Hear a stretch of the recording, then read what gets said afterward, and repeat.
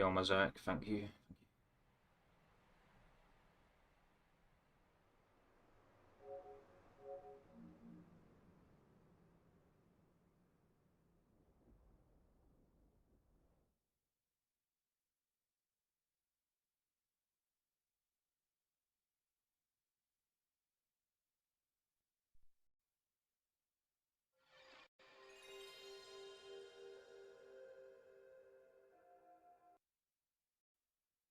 Thank you, Witch to Wonder.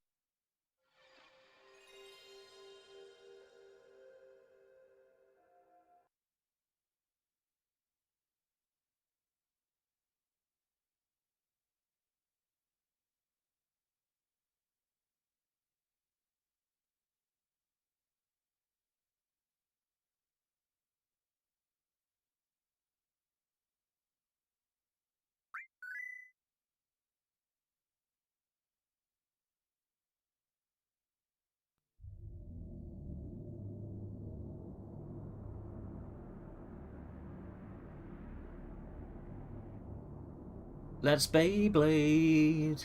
No, that's not. That's not. That's not the game with speedrunning.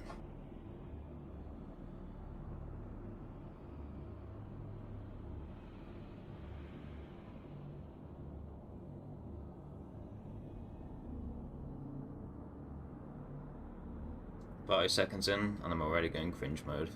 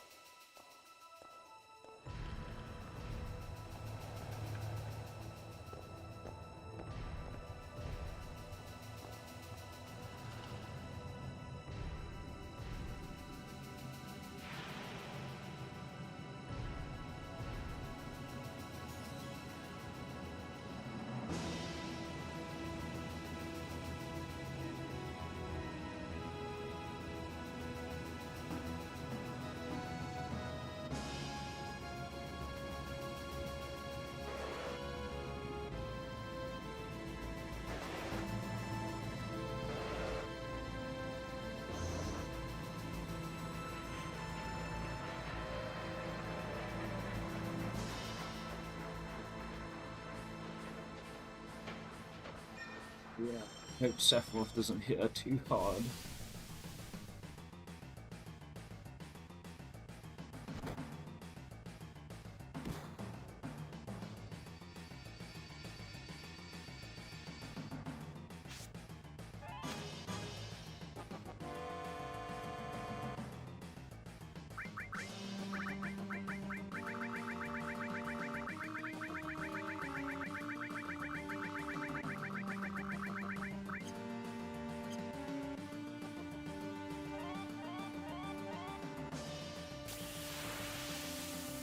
With an input already.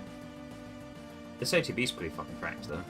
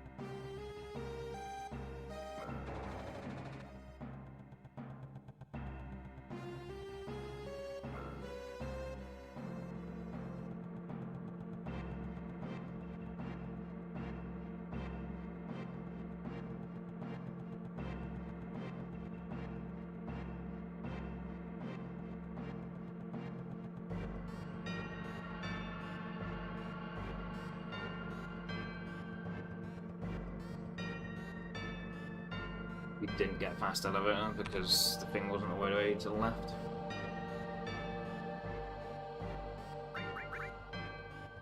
Field message, yeah. So the field message being slightly to the right of all the way to the left. Just a tiny amount is enough to make it so you don't get fast elevator.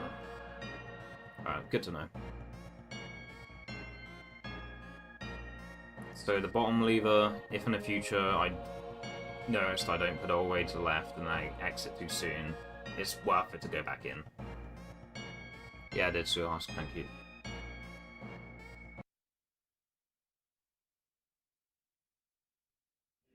I just whiffed an input in the start config of the run and didn't put the field messages all the way to the left. Yeah, they're good.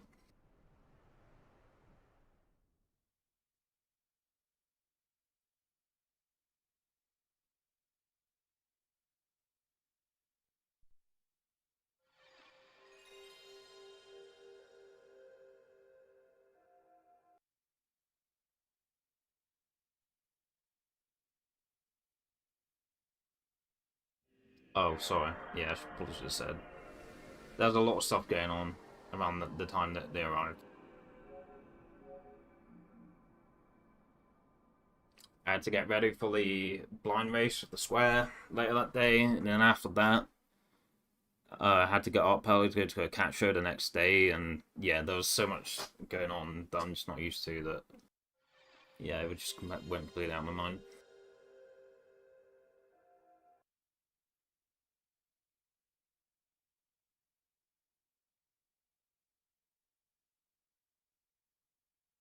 Yeah, sorry about that.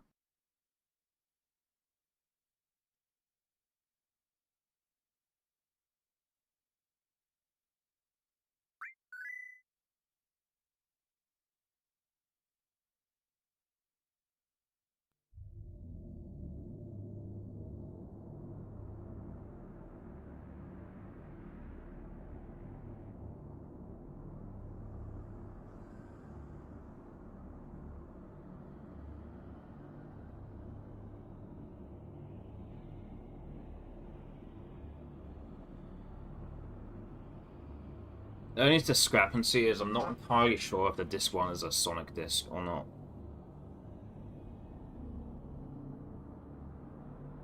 Because like, while it looks like a 12, it looks like I compared my disc one and yours like side by side, and they both look like 12s, but the 2 or the 5 or whatever look different or rotated differently or flipped differently between both of them. So, but there's also no information for the 15 disc. So if yours is a 15 and mine is a 12, I know for sure 12 is a Sonic, but there's no information on the 15, so it's hard for me to tell. But other than that, they've been good. Work fine.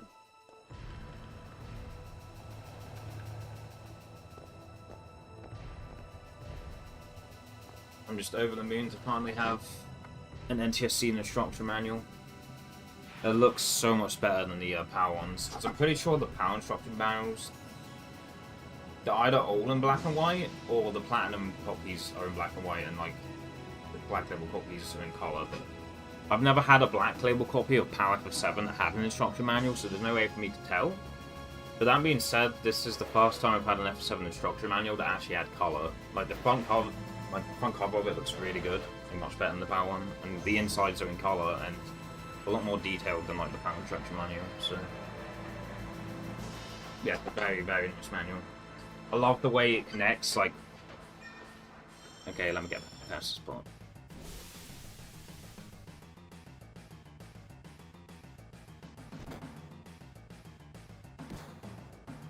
I love the way when you have this one in your console and you have the distro and the case open, the background connects with the manual.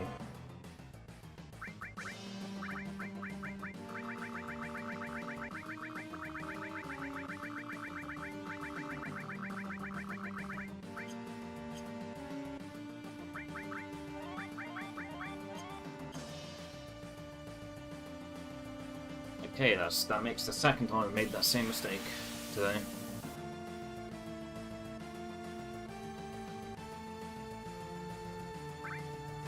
yeah, you take this one off, you put it on your PS2 or PS1 or whatever, and the underlayer connecting with like the cover of the manual looks super cool. Oh, fucking Pog. Pog Tasty. Do I even have Pog Tasty? Alright, I'm not playing this one out, by the way. First, I fuck up the config menu for the second time today, and then I get a miss, so yeah.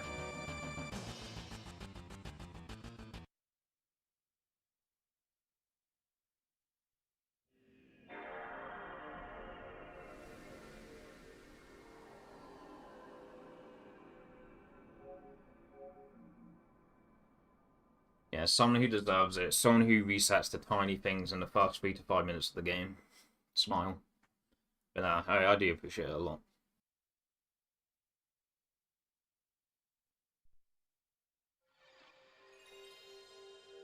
A little bit of a rot today, it seems.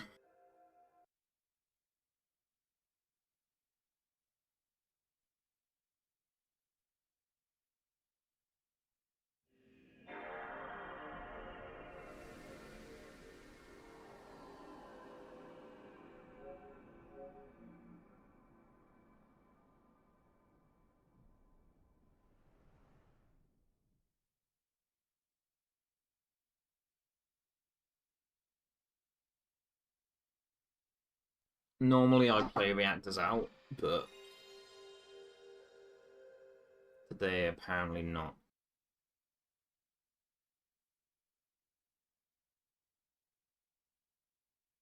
So viewers have had to watch the intro FMV unnecessarily twice already.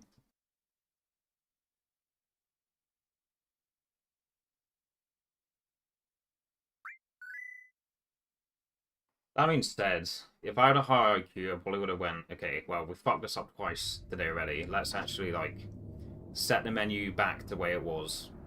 Close the menu, then reopen it and do the config, practice it before we go back in, but...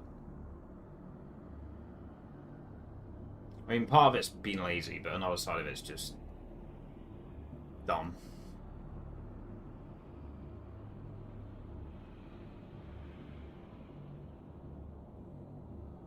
This may sound a bit persnickety, but, like... if you're in the game, and you try to eyeball it and set the config back to the way it is by default, so you can practice configuring it to the fast setting. I feel like even if you try and eyeball it, it's still going to be a little bit different to like how it is by default.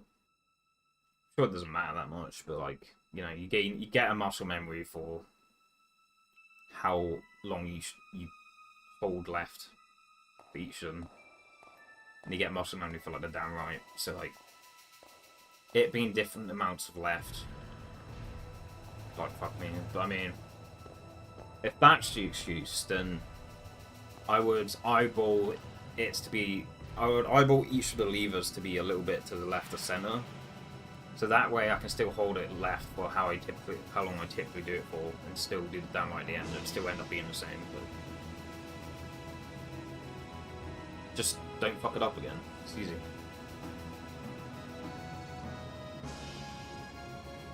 And like my muscle memory is not exactly perfect if I'm fucking up the tech counter for fix twice.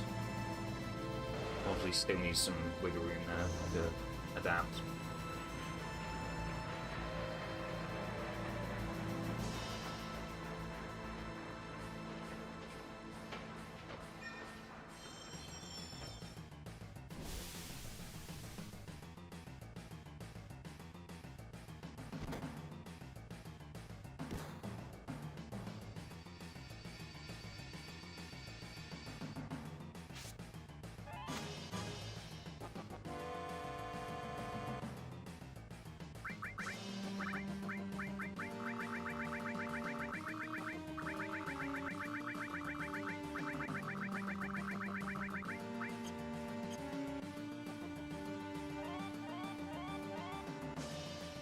See, option select. I didn't need to practice. I got it anyway.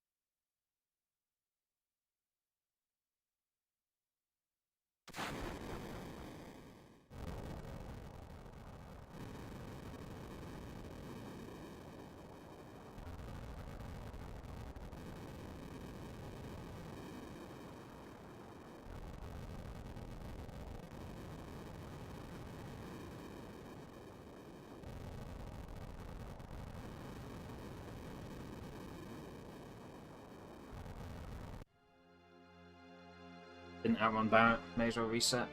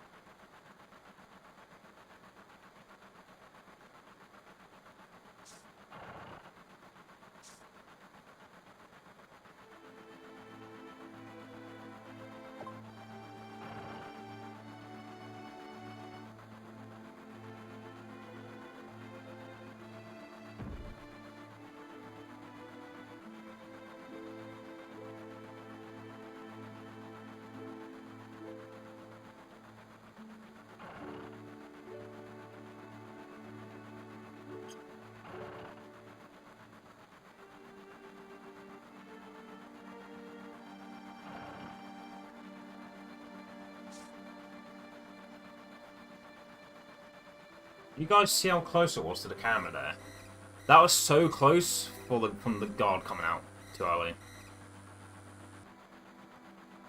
It's basically a pixel away from the guard coming out. If I was a pixel closer to the fucking camera, the guard would have came out and I would have had to run to the back. And came back to do Jesse skip. I was so close to the camera there. I got so fucking lucky. It's not even funny. Those who know, like, that Jesse skip was super fucking lucky.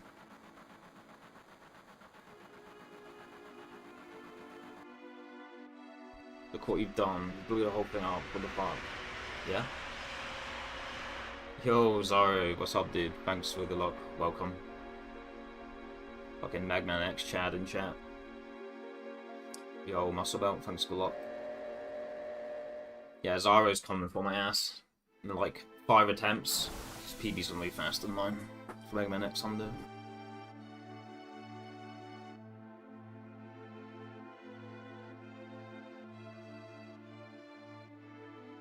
I mean, Sewer Husk is a Mega Man X chat too, but they're always here. Well, not always, but they're here a lot. So it's nice to see Zaro here as well.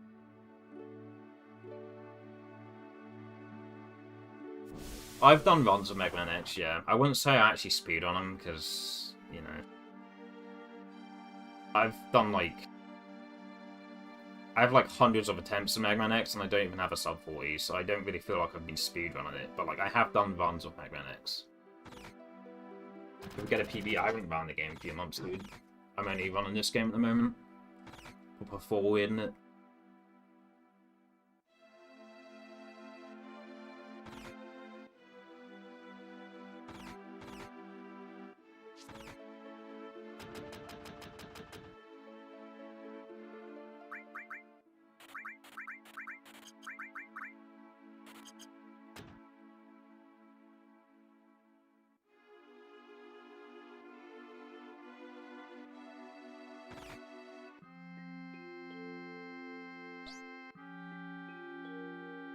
Ah, yeah, fair enough. I have to switch between runs. I fucked on. Probably the biggest issue I had with running that game. You gotta be dedicated, really.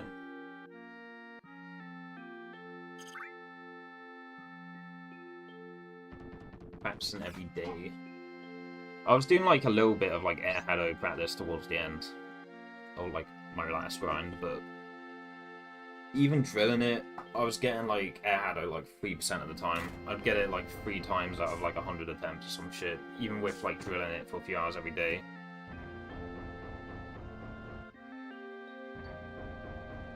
I'd always get at least one half of the air halo, but not the full thing.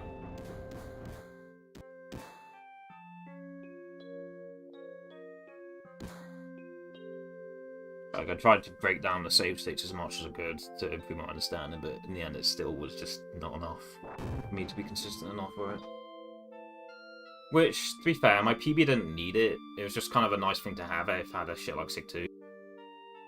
If I had a shit SIG 2 and I needed it to PB, it was a nice thing to have in my back pocket, but I never really fully had it in my back pocket.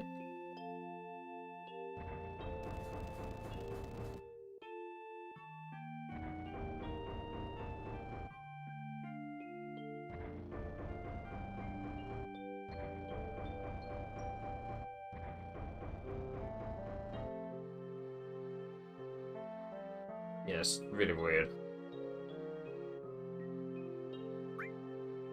Like, I'll check back on the air halo attempts, and the attempts where it looked like X was running were more successful than the attempts that looked like I was actually doing the inputs, so it was really weird.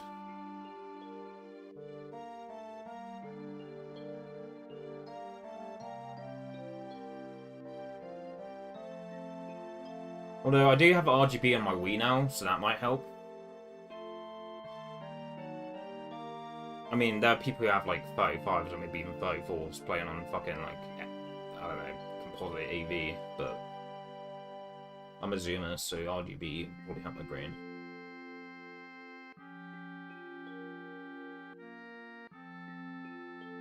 Now, the elephant in the room would be, oh well, if you're playing on Wii, you're playing wireless, so that's your problem, but I don't really feel that's the case. I don't feel like you need a wired controller for Mega Man X until you have like a 35. You could probably, if you're good enough at the game, you could reasonably get a 35 with a wireless pad, I feel. Like, since I'm using the SNES non-shock pad, I almost forget that I'm playing wireless half the time. Like, it just feels like I'm playing wired just because it has a cord for the non-shock to the Wii remote.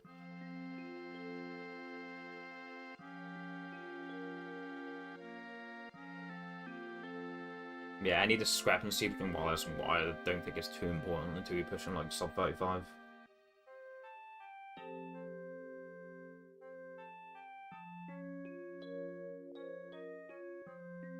I was playing with my wired PS Classic pad on emulator, and I was even shitter than playing on wireless on a Wii, so... 4059. Just about barely scraped past the 41 mark.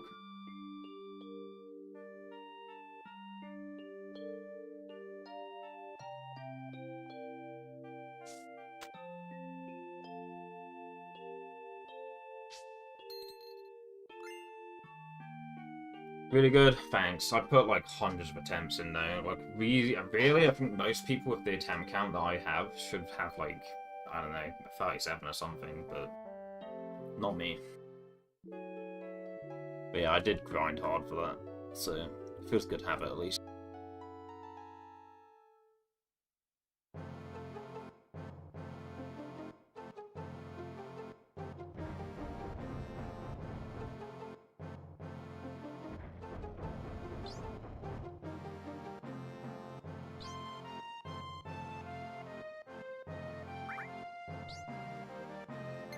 Okay, unfortunately I cannot read chat during Raw Market, so... enjoy, I guess.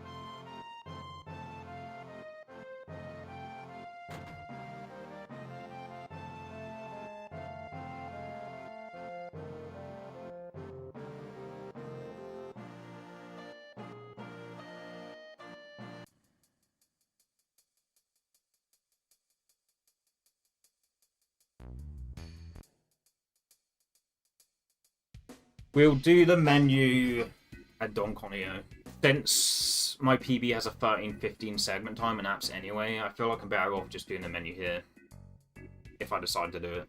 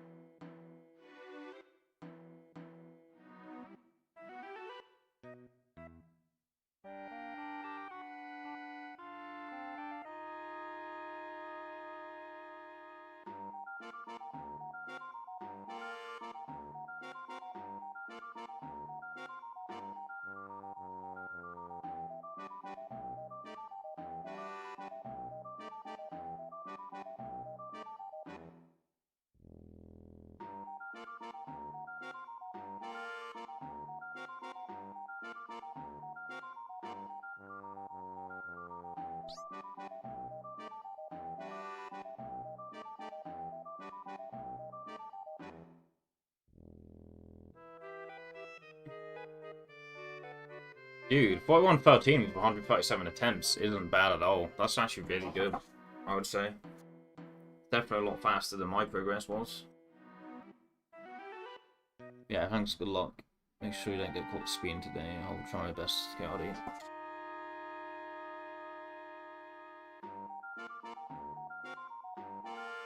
I have the power of Twitch on my side this time.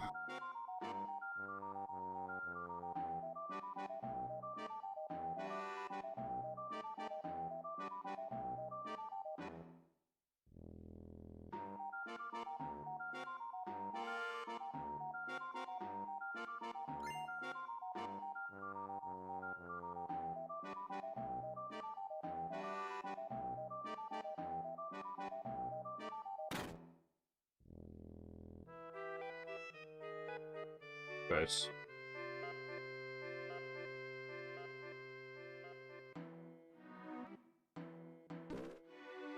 Didn't press the D-pad inputs enough towards that desk corner. Lost like a few frames there. Seconds maybe. Yeah, lost like a second probably.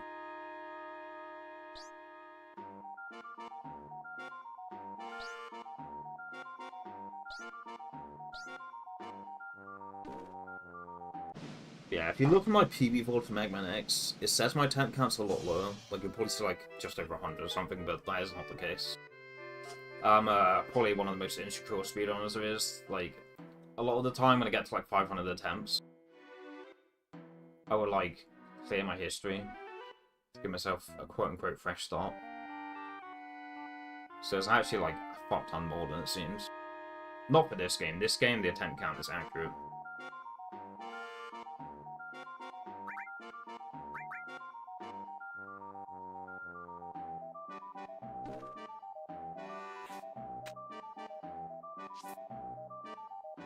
Throw myself the wall pretty heavily when it comes to speedrunning. And then I cope and say, well, those hundreds of attempts I just did, those were practice. Now I'm actually going to be speedrun. So let's just clear my history. These attempts are my actual speedrun attempts. Those were just practice. But yeah, for F7, my attempt history is absolutely accurate. I've made sure of it like a few times as well. Alright, I'm gonna do the menu here. No Fury though.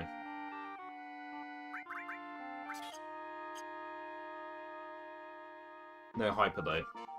Reason I'm not picking up the Hyper is we got a Braver. We used the Braver in the Guard Scorpion fight, and we also have his limit field, so it'll be 2 Bravers by the time we've done the preemptive Braver on maps. So we don't need the Hyper for now.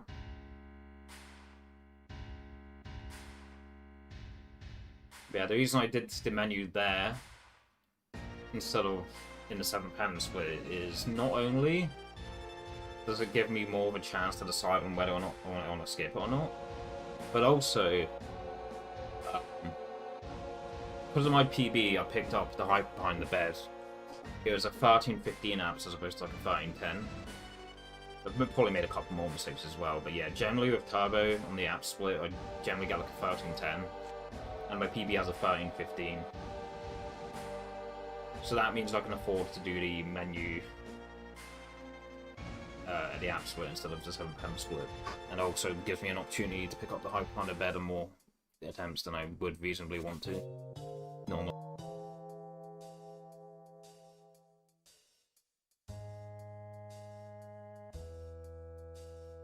So yeah, app split time longer than it normally is, gives me more wiggle room to do stuff later if I want to, like doing that menu later.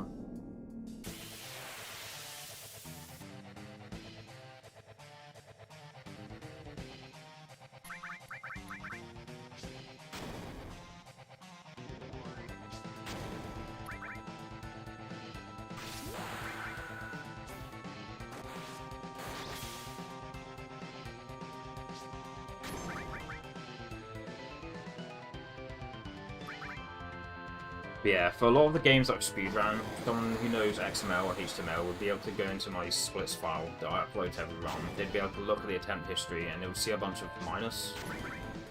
Like minus 100, minus 200. That basically means that like I cleared my attempt history, so like some of the split numbers go inverse instead.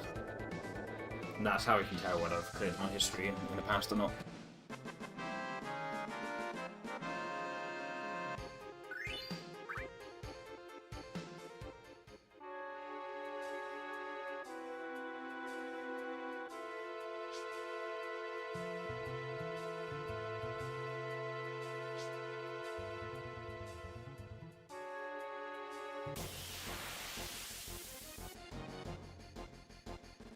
So, the option select is I'm not being completely dishonest, because I do submit my splits.io file along with most of my PB submissions. It's slightly dishonest, but there's still a way to show or to see my honesty in it. So.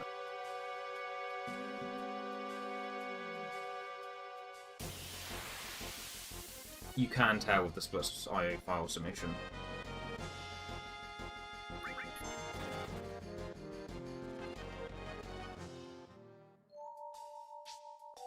You just need to know what you're reading, that's all.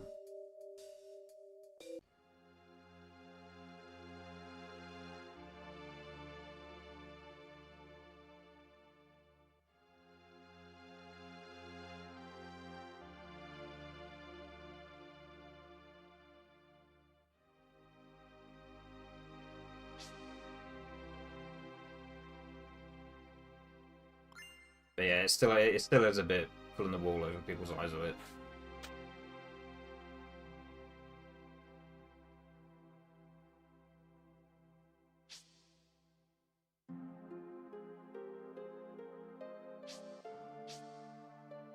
Gross.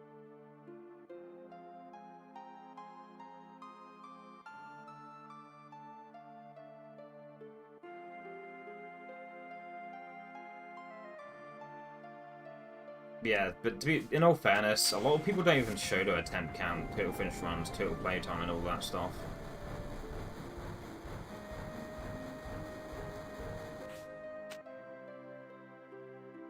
So it's whatever, really.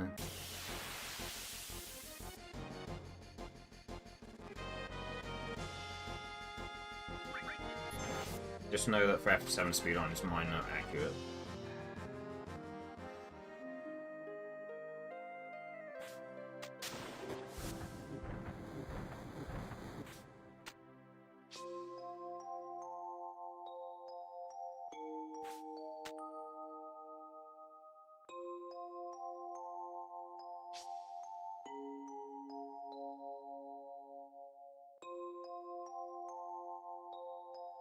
Well, actually, sort of. There is some discrepancy between switching between Emulator and PS2 for F7 runs, where there's two different branching paths. Like, because I think for my Emulator splits, I took one of my old PS2 PBs and then made the splits based on that. So technically, there are two branching paths in my splits files, and some of the finished runs on one splits file are actually finished runs for another category, and vice versa.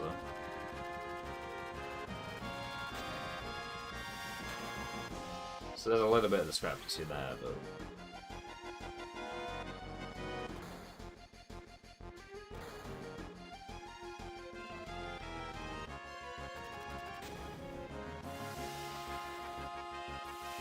there is an overlap between both splits files.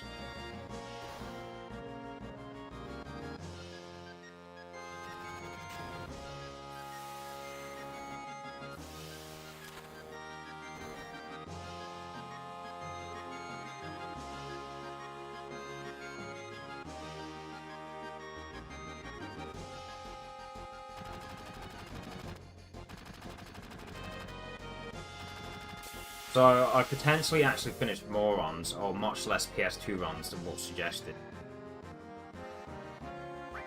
Whichever way you look at it. Some of the finished runs on this splits file weren't on PS2, they were like on Emulator or PC or whatever. So either Either there's more finished, or either finished more runs than what the split suggests, or it finished much less. Yes, 2 runs than what the finished run count suggests. Depends whichever way you want to look at it.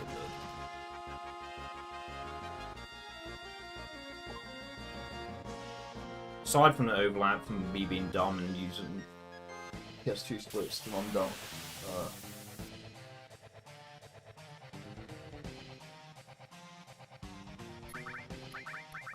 In hindsight, should have just had a separate splits file for both, but yeah.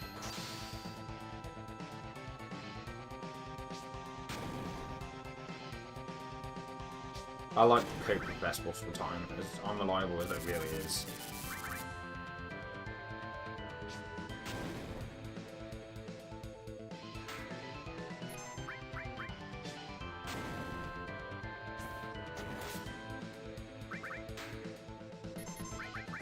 And best possible time allows me to cope. When I was going from PS2 to Dark, I wanted to keep that best possible time to play out more runs.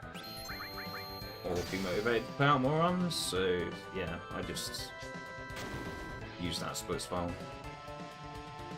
Because of that, we have 2 converging different paths. 2 paths that somewhat converge, but 2 different branching paths. But for the most part, it's accurate.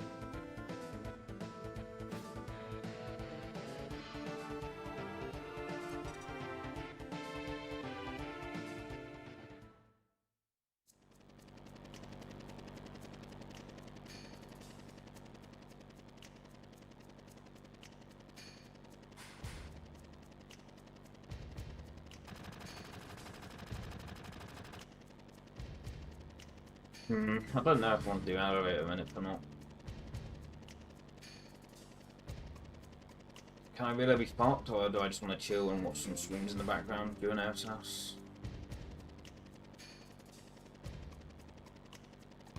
Yo, Jack, thank you.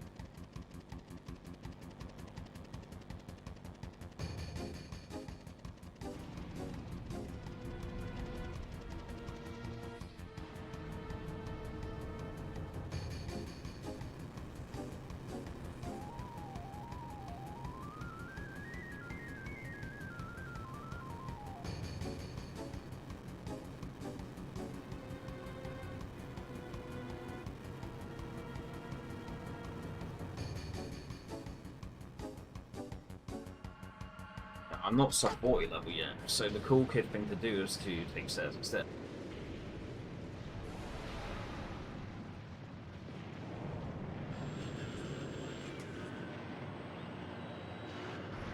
This feels like a stairs kind of run, I don't know.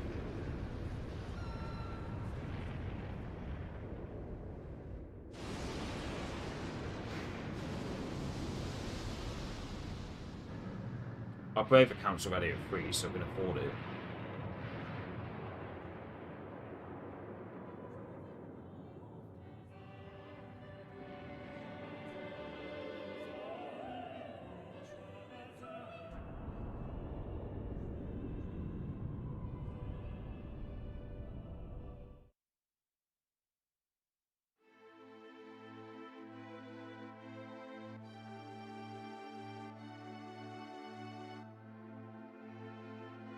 I mean, this one could still be at 59, but...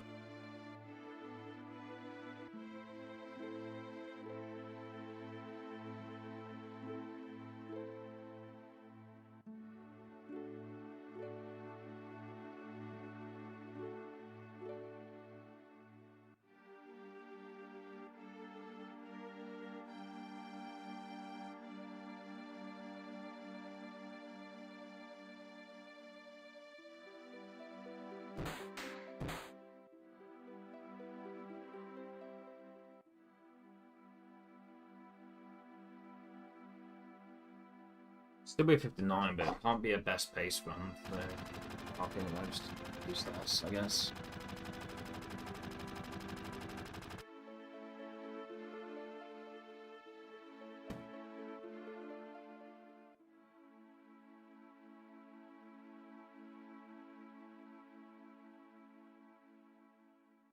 Just chill out for a little bit.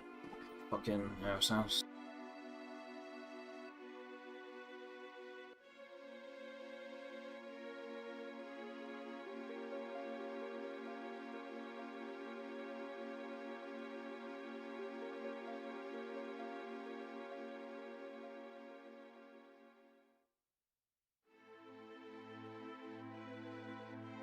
mean, obviously an elixir is not worth 2 minutes, but at least you do get an elixir if you take stairs.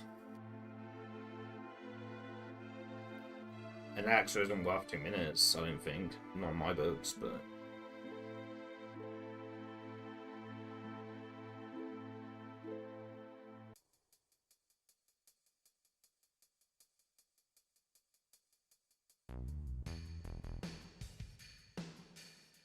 It's kind of dumb logic, but I think we take stairs until I get a sub 40. On a... So, sorry. I think... No. Yeah, I think we take stairs until I get a sub 4 on a CSR. Just see it, stairs is optimal now. I want to keep my muscle memory retained between both versions.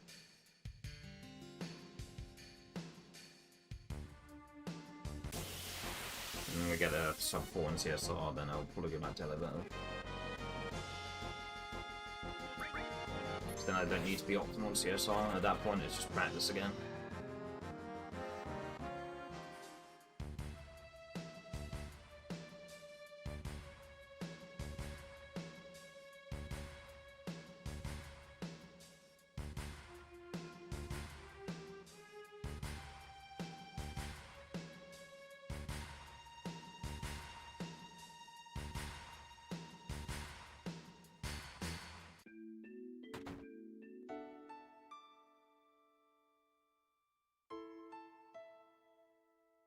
It's too late now. We can't take elevator now. I mean, we can take elevator, but we can't do manip.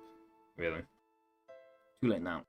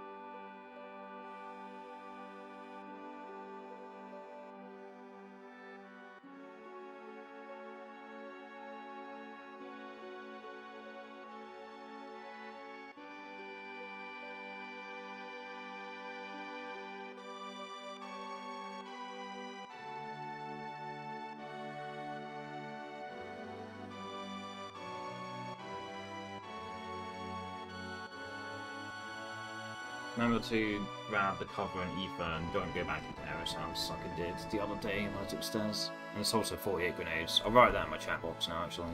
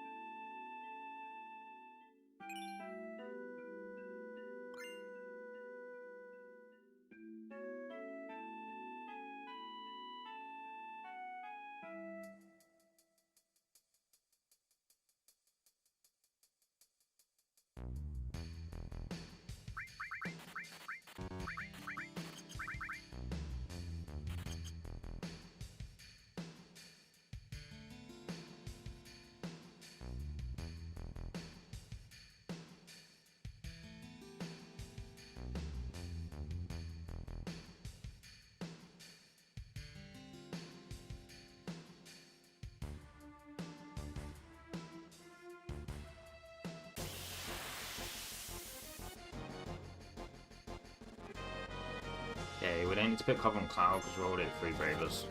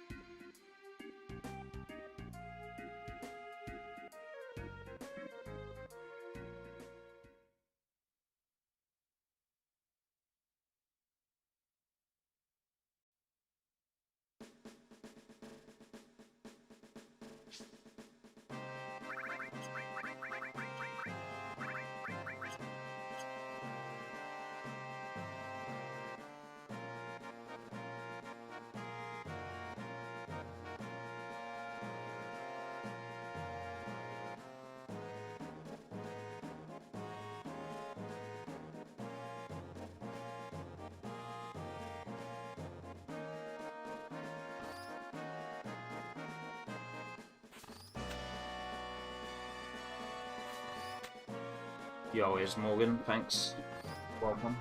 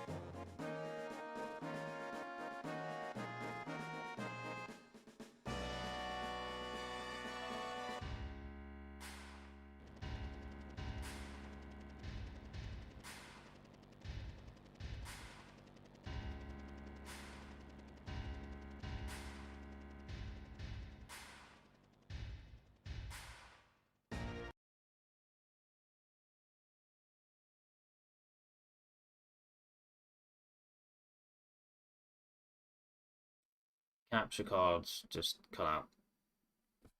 Nice. Okay.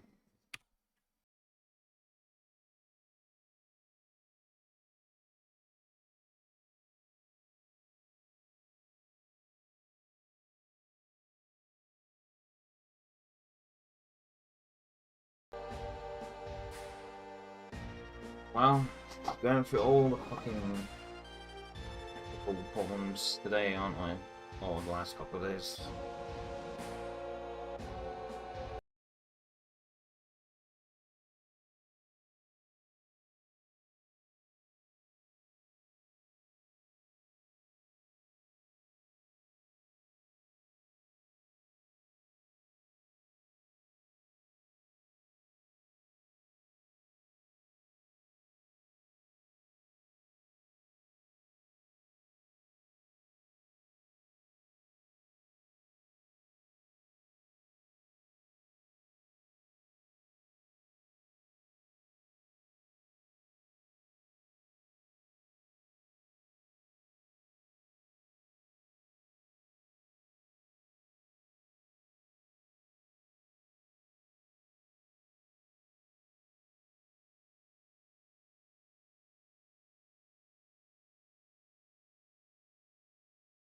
That's unfortunate.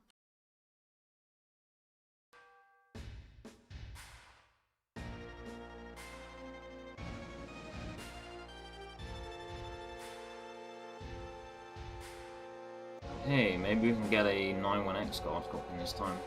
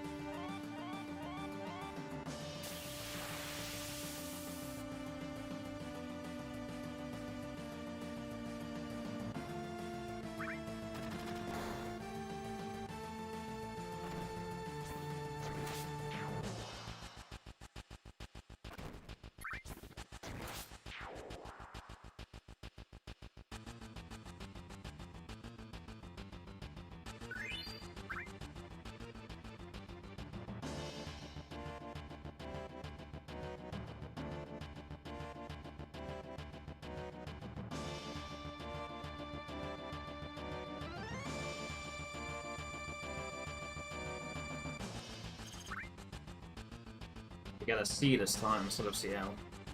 That's good as well. Or maybe it's the same last time. I forget. It was one of the early attempts at CL. Not the last one.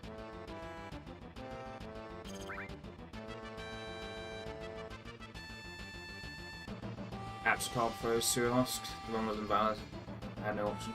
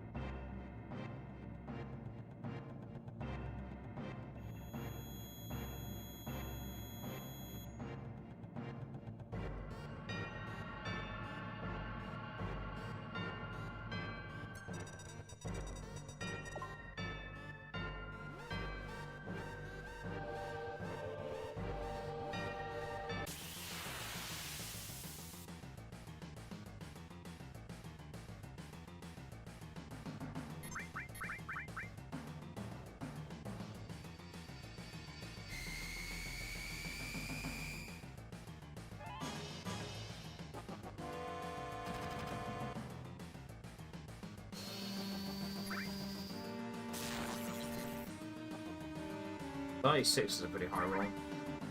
That's very high for a bound attack, actually.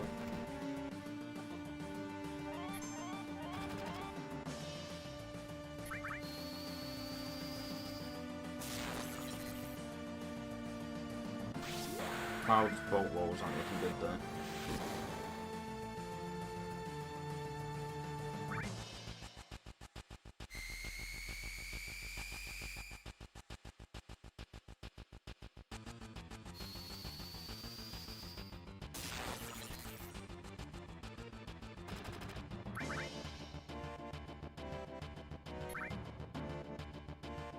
Should get a limit.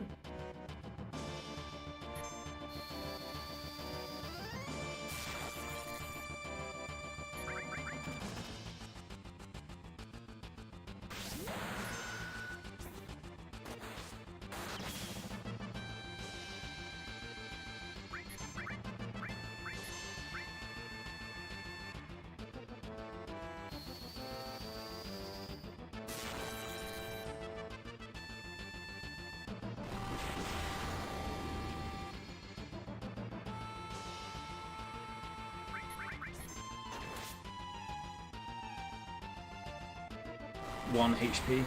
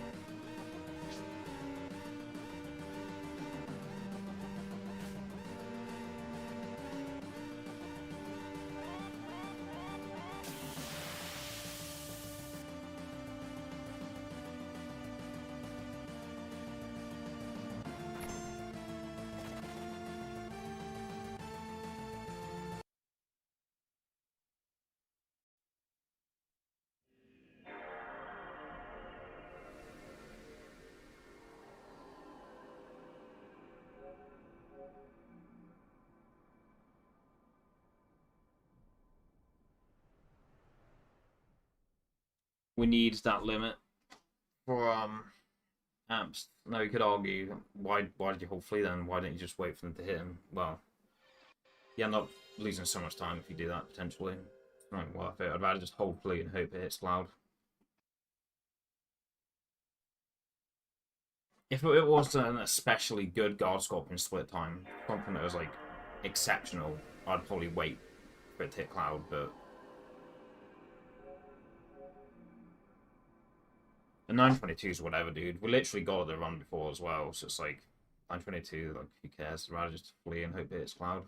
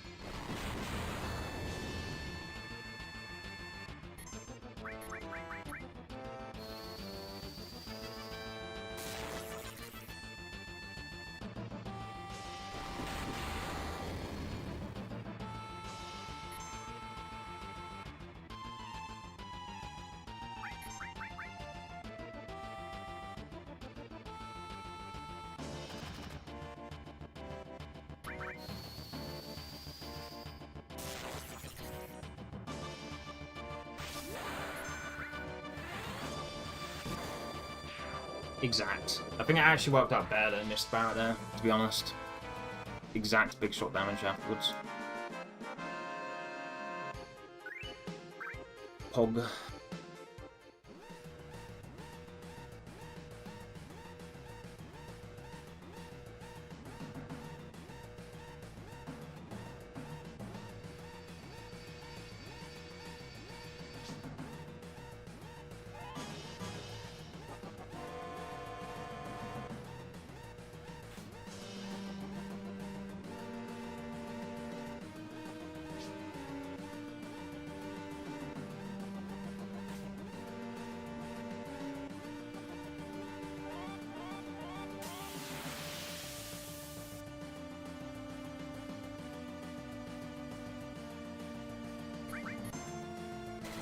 Okay, now it hits him.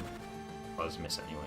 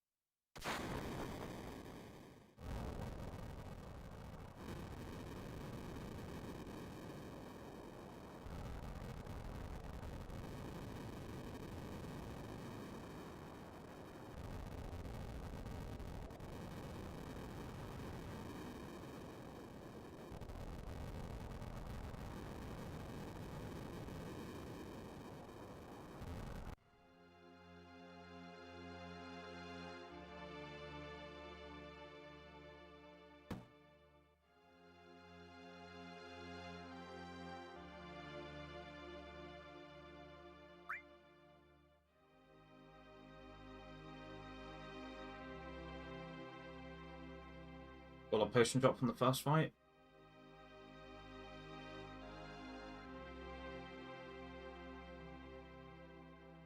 So we don't need to pick that one up.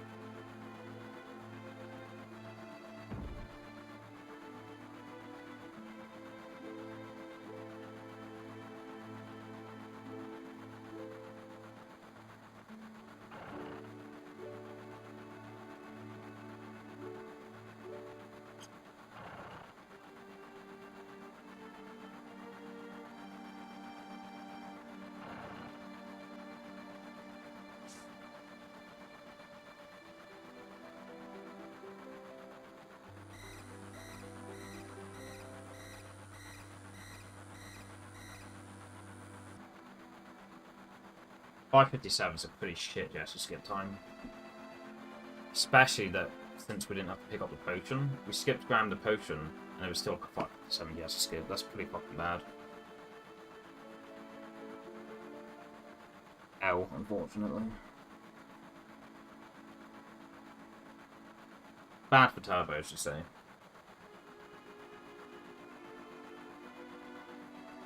557 gesture skips bad for turbo, and when I say 557, I mean when we get to the back and we don't see Jesse's hairline.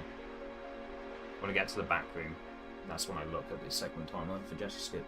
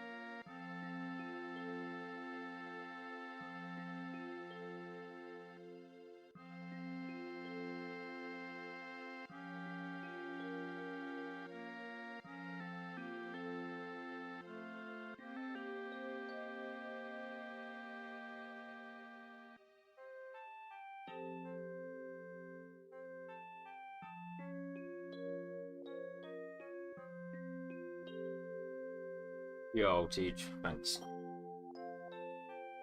Capture card throws going up to Shinmarella, so that's why we're back here.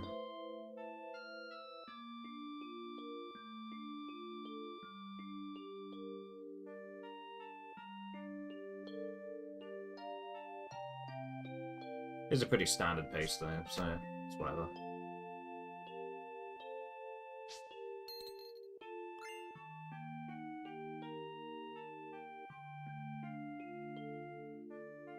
$9.18's good, yeah.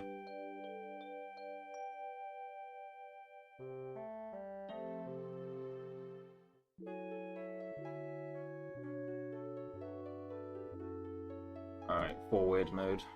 Ball marker coming up.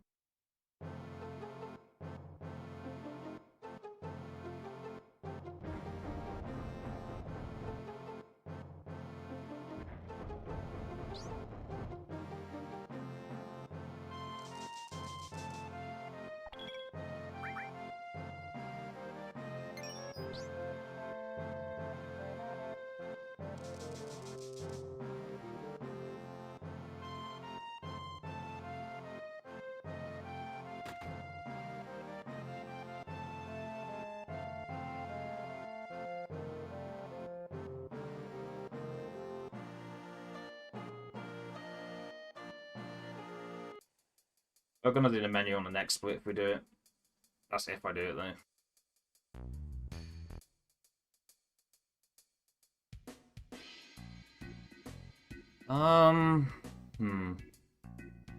We didn't get a Braver at Guard Scorpion stocked, so we should probably pick up the Hyper, and if we're picking up the Hyper, we may as well do the Materia menu at the same time, so yeah, we'll end up doing the Materia menu at Donkon here.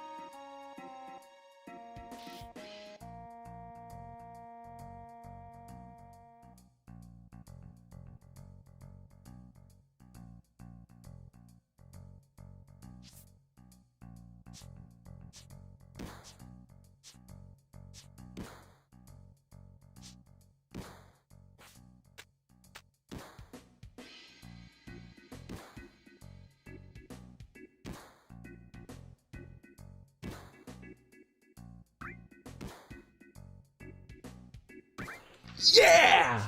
Fucking shit, yeah, motherfuck!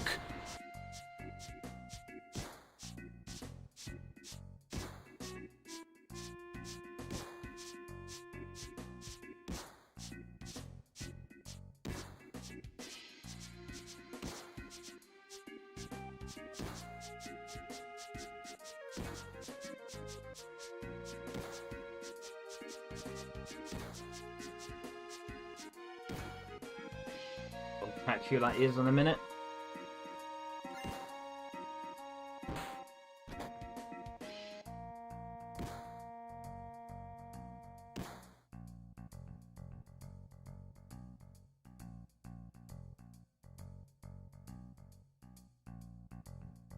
As soon as I get to the basement, I can check. I need to make sure I don't get caught by the stairs boss going towards the basement at the entrance, the lobby, the guest room. It's not a guest room. What the fuck am I talking about? Guest room's like a place where a guest stays. Anyway, whatever the fuck you want to call it.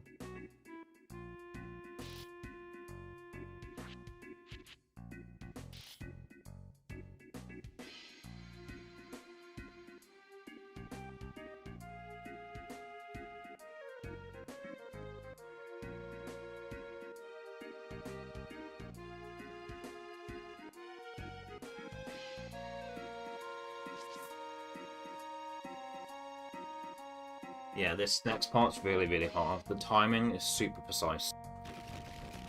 Right, so right up there, if I wait a minute. The pixel precision, the timing of your input.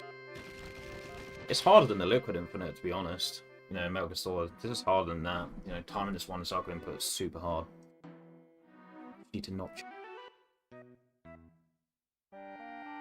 This run is perfect.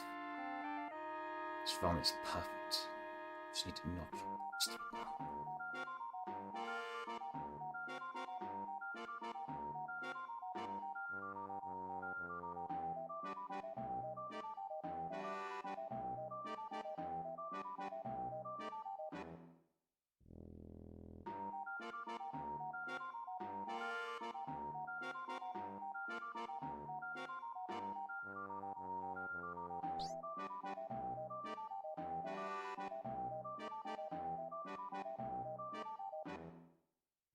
Well, I'm glad you're enjoying it, Orgo.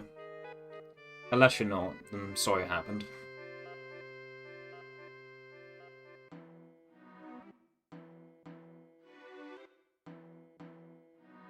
Sweating bricks after that desk corner there, the stairs boss.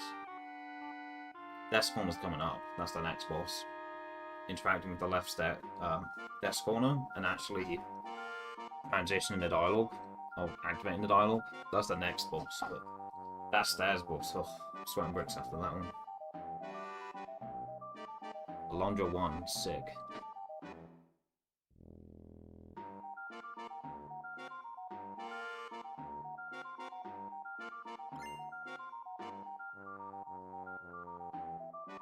Yeah, 2237 teach, but I skipped the material menus, so it doesn't really count.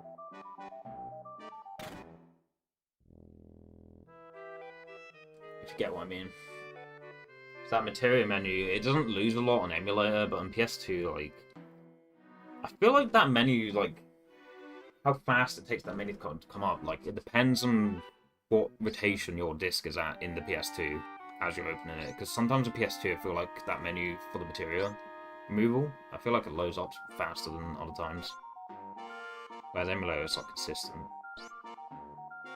But yeah, I didn't do the material menu, so it's like 2237 doesn't really count. It should be like a 224X really with the material menu or the material removal. Even still, pretty decent.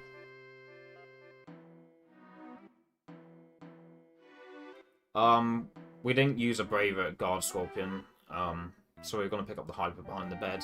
We're ahead enough on pace to be able to justify doing so. Yo, Marquise, what's up?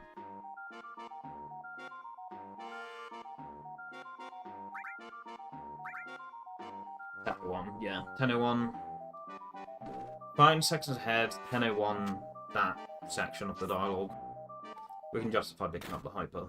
And since we're going into the menu to use the hyper anyway, we may as well remove the material here.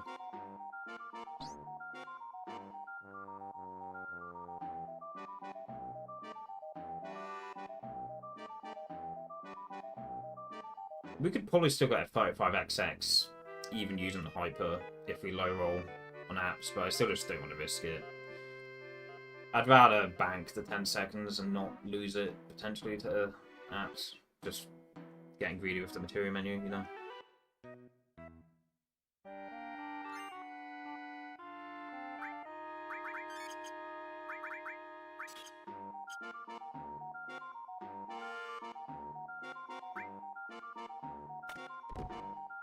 Yeah, I could pretty comfortably 35. Could pretty comfortably 35, even if the braver low rolls and apps, but yeah, I'd rather just not risk losing 10.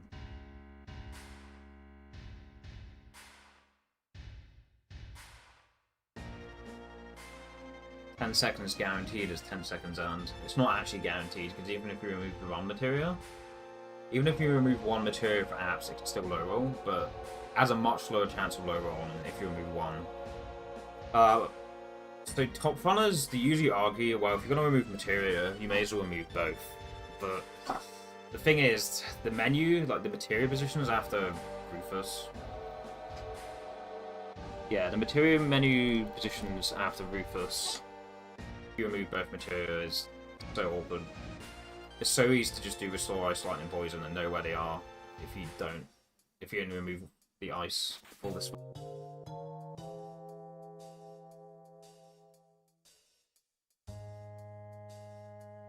So I'd rather remove only the one for that reason. Now you could argue that, well, if you remove neither, then your materia is in an even better position, but I feel like removing just one materia is a good balance between the two. I feel like balance is sometimes a good thing.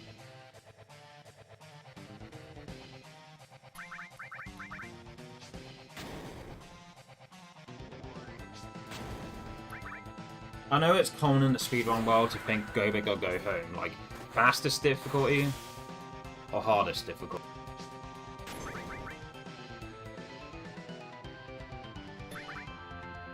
Or full insurance route or full speed route, but I feel like sometimes there's some nuance, and sometimes it's good to have a balance between the two.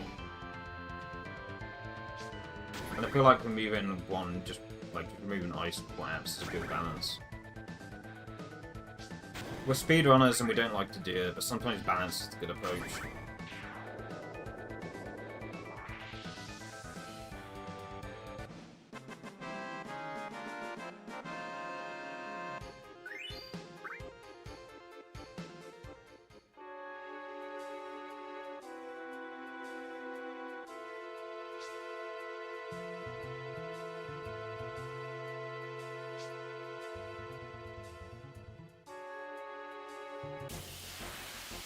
Yeah, if I didn't remove the materia,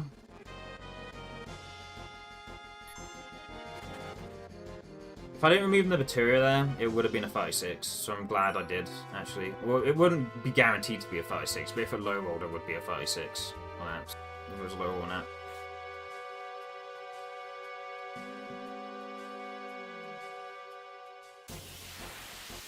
Yeah, if it low rolled, if we removed 0 materia and it low rolled, it would have been a 36, so I'm glad I removed the 1 materia.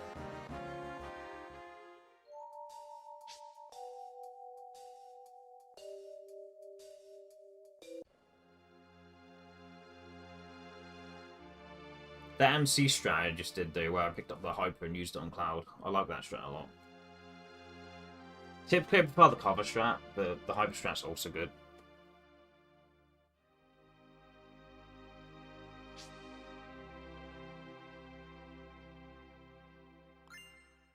For me, it depends on what my split times look like and my segment time.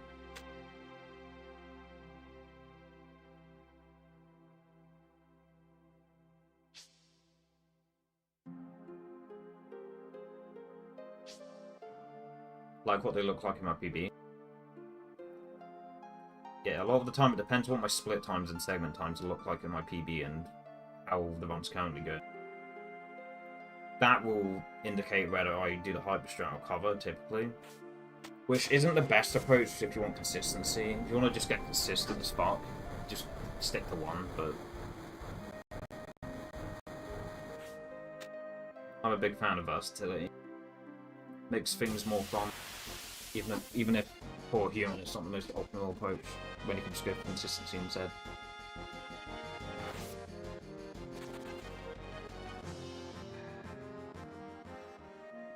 And if I use a Brave at the guard stopping fight, typically I will neither pick up the hyper, nor will I put cover on Cloud, but if I have to try and get more limits, it'll be one of those two, and it will depend on what the split and segment times look like in my PB. And what they look like in my current run, comparing the two.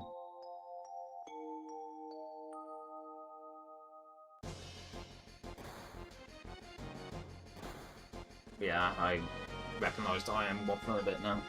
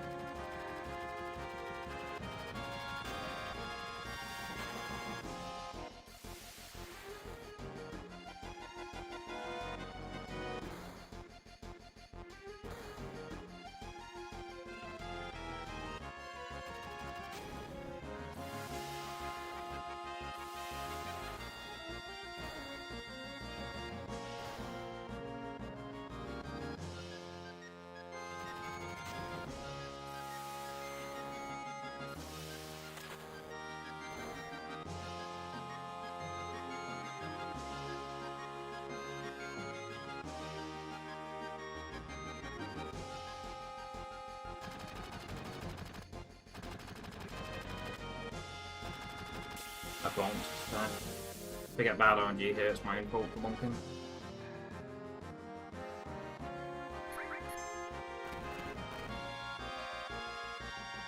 It's my own fault for bonking.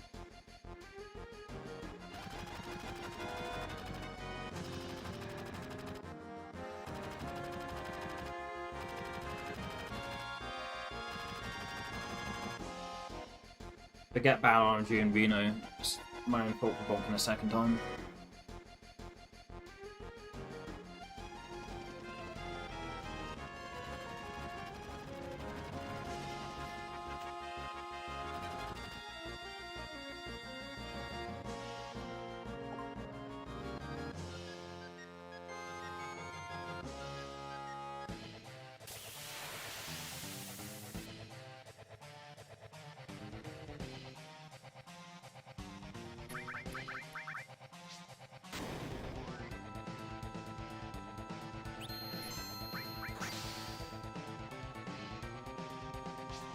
This is my own fault for closing that last text box late.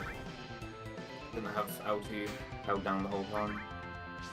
So that last text box potentially lingered a few more frames than it needed to. So the fact Cloud got pyramided here, was my own fault.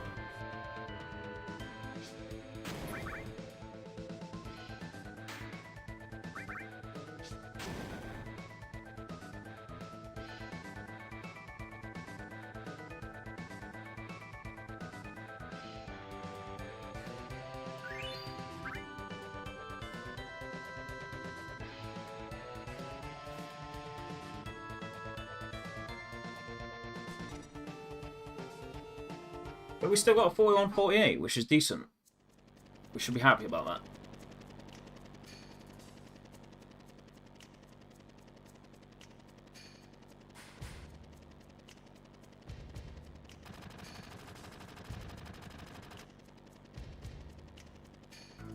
$41-48 is pretty good.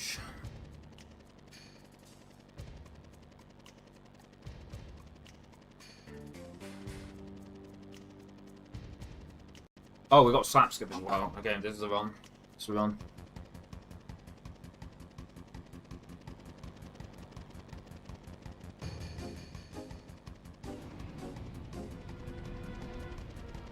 Yo, buzzer slam.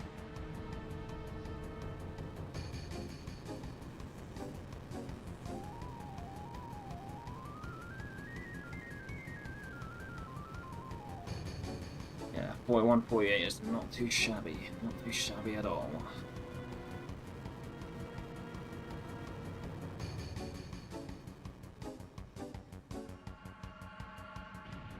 I think we're only at 1 braver.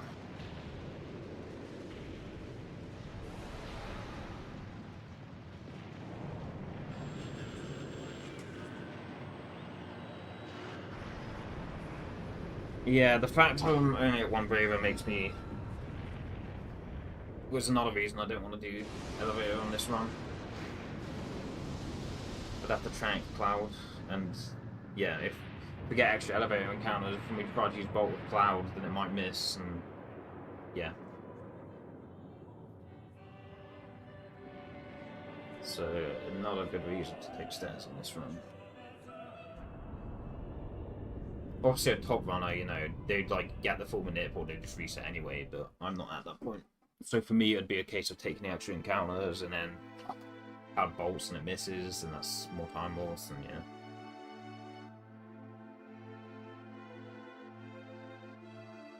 So it's good that we're taking the stairs instead.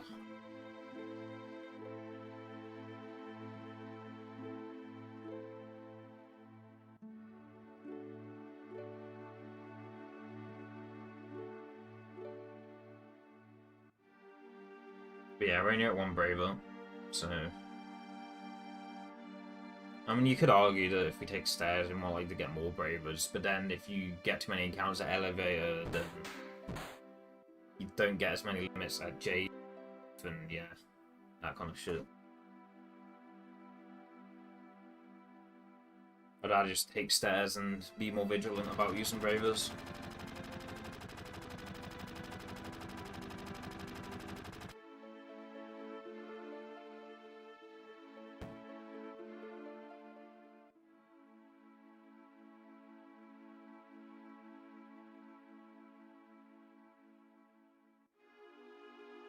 Yeah, we still got a 41-48 despite bonking twice on the Venus split and clearing the last text box late, or later than they usually should.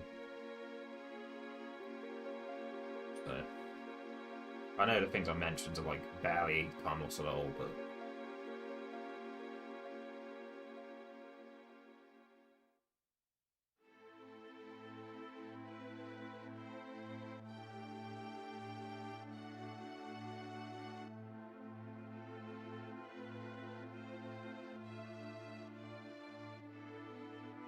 decided to take elevator. This could have been best pace, but whatever.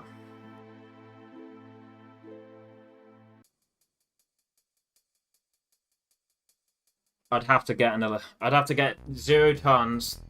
The guards would have to take 0 tons when I first get into Shinra. They'd have to take 0 tons.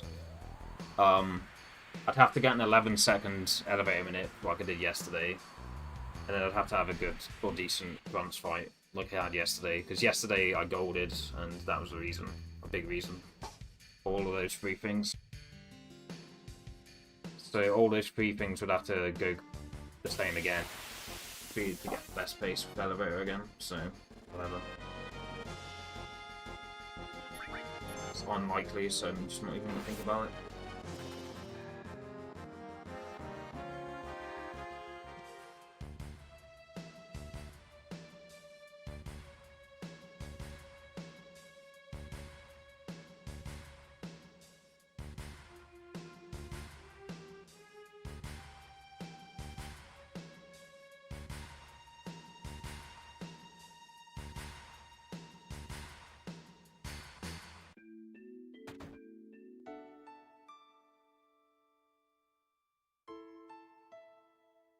Now I get to watch Twitch. It's pretty pog.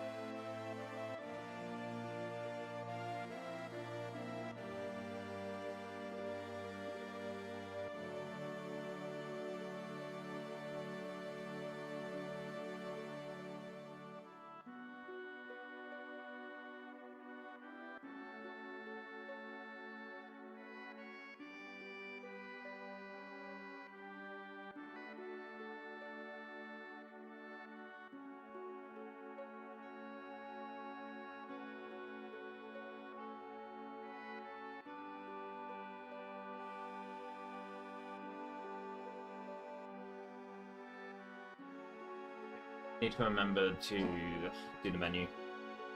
Because in my PB I took stairs and I forgot to do the menu before grunts, so we lost a bunch of time there. So let's not do that.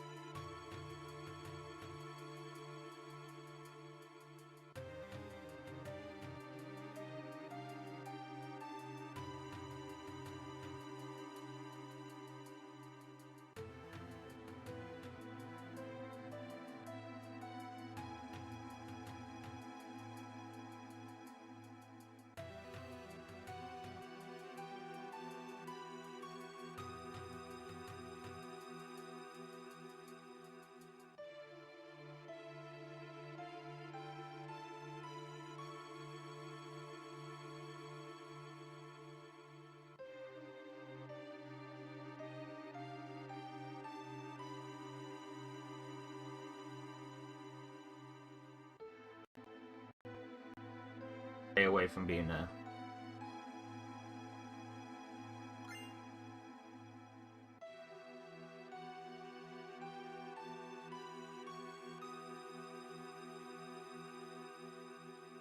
And take just as long going back down as it would to finish the vests.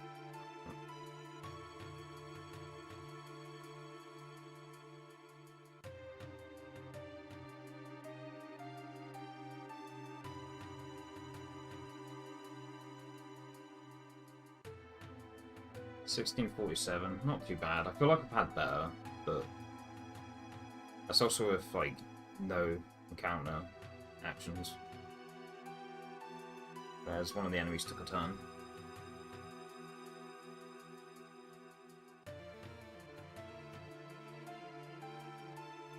Got that's also with forgetting the menu. It doesn't really count.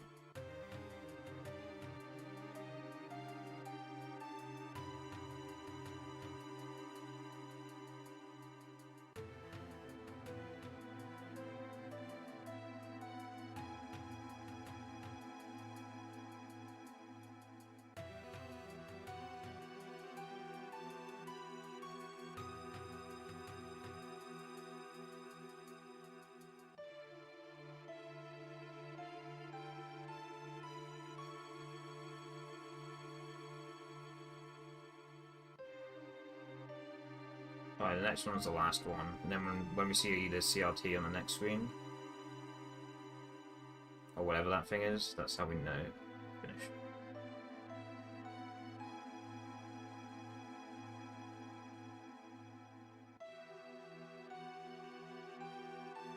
I think it's the next one after this.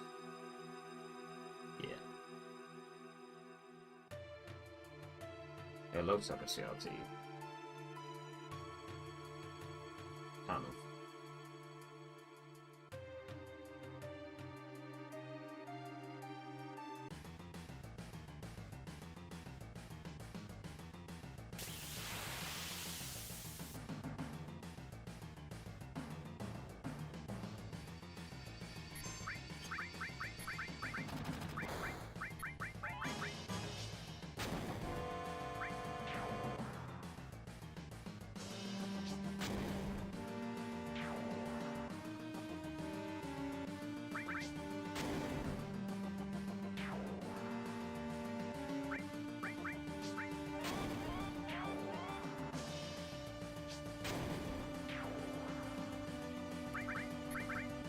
They took a turn that they might not have necessarily had to. I'll leak some ATB there.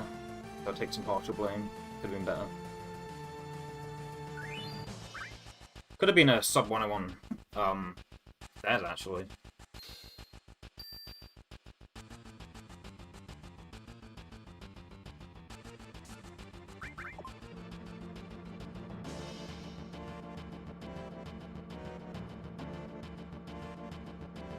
If I didn't leak some ATB there and allowed him to take a turn at the start, there could have actually been a sub 101 stairs.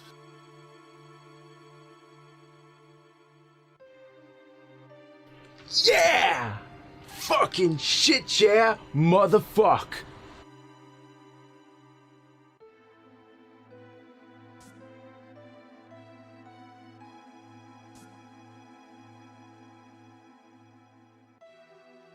I'm glad.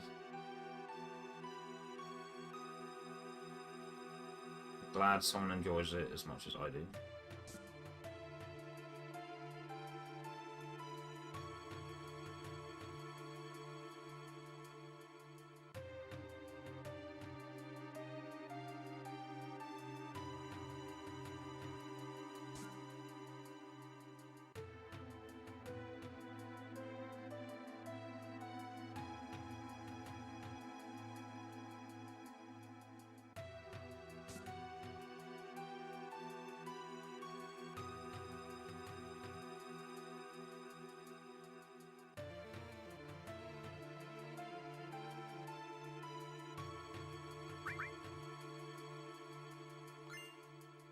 Do let me know if it's too loud, though.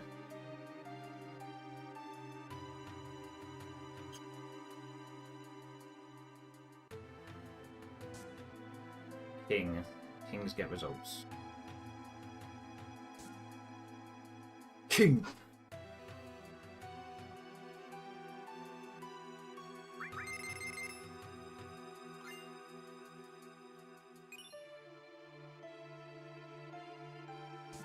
Alright, we're not doing Kiwami Quinch here. We're not turboing down. We're just gonna that's the actual inputs.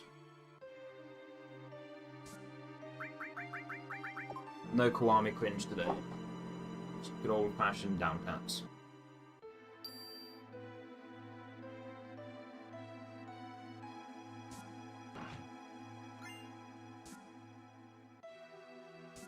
Although you could argue that that means that I'm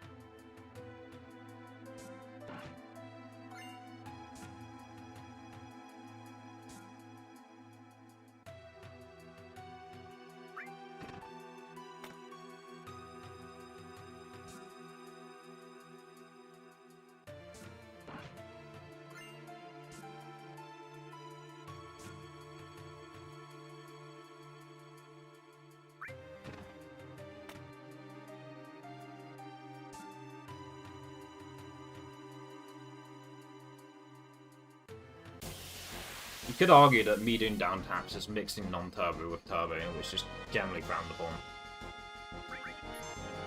But I mean, the book doesn't allow you to turbo D-pad inputs, so I mean,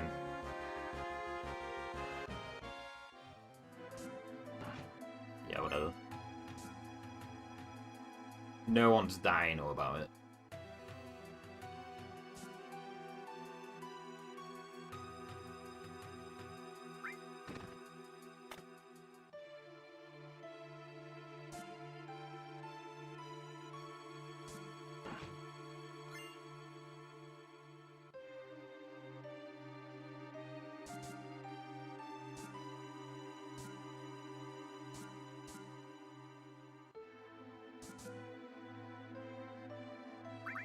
It's just a pain in the ass to switch between my Brook and the Kiwami, you know, because like the controller switcher thing I have to unplug the Brook dongle before I switch to the Kiwami, otherwise it like interrupts the Kiwami inputs.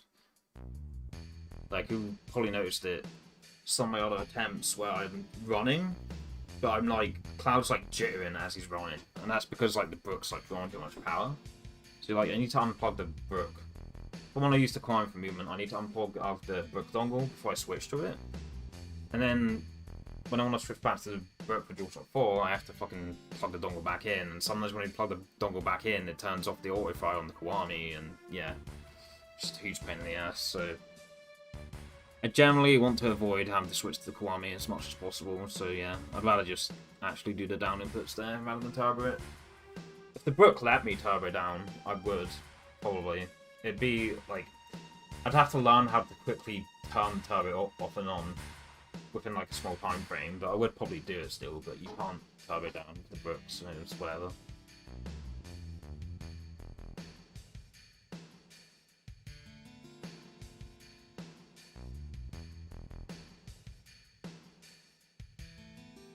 Why do you enjoy watching FF7 speedruns? Because it's quite possibly the greatest game ever made.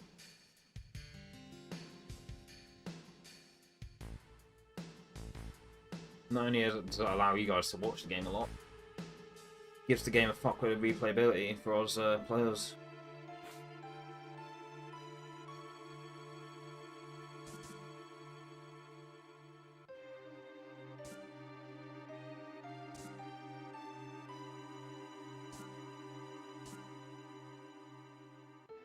One of the good things about speedrunning, it allows you to play your favourite games over and over again. Sometimes to a fault though. A lot of the time if you're a grind monster, like, you can potentially ruin or cloud your, like, casual memories of playing the game. Sometimes to a fault, but, like, I don't know. I'm currently not in that mindset for this game. I still love this game. I'm not burnt out or anything. I'm not tilted. Enjoying the ride currently.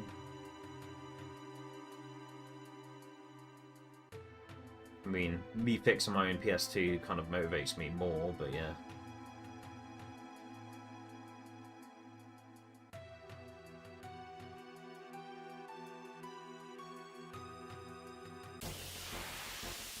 The fact that I fixed my own PS2 motivates me to play more. It's like, wow, I've set it up for myself, I may as well strike while the iron's hot, you know?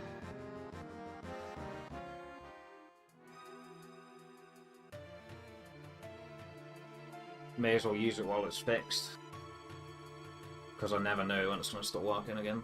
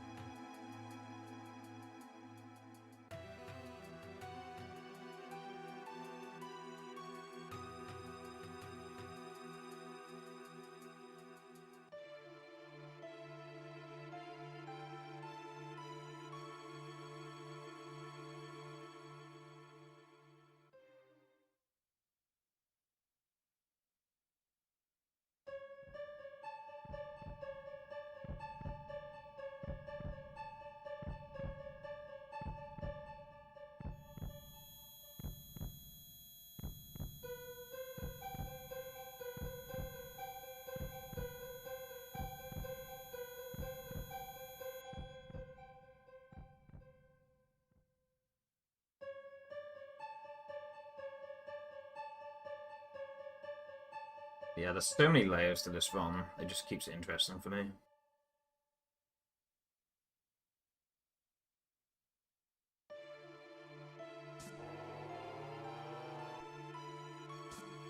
There are some layers I might never get to because I just don't have the brain capacity for it, but I still feel like I'm capable of peeling down some more layers.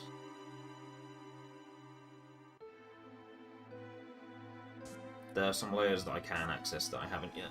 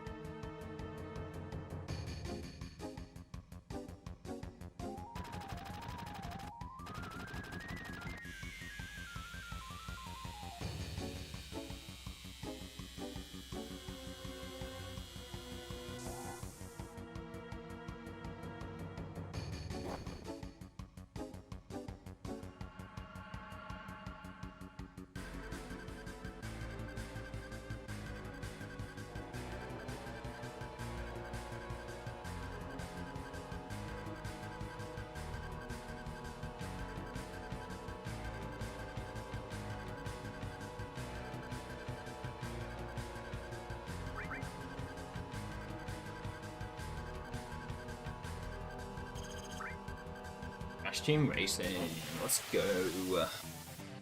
Let's go. Crash Team Racing, let's go.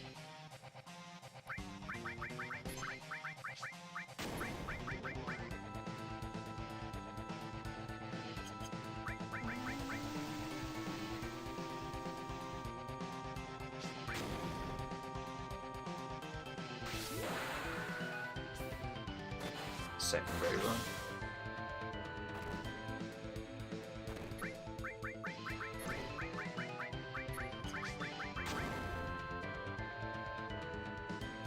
Double Shaded Breath, very nice, very nice.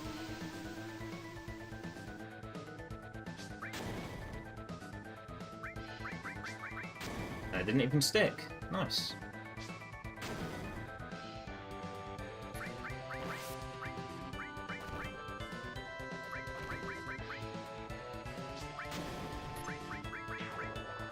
Good old Double Shaded Breath.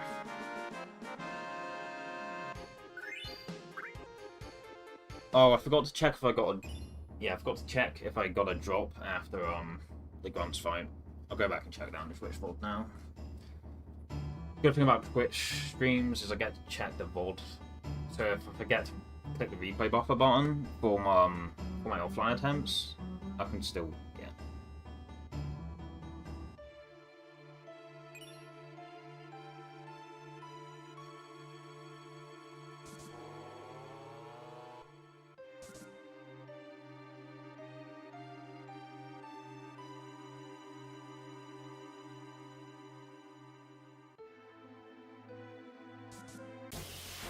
Damn, much earlier than expected.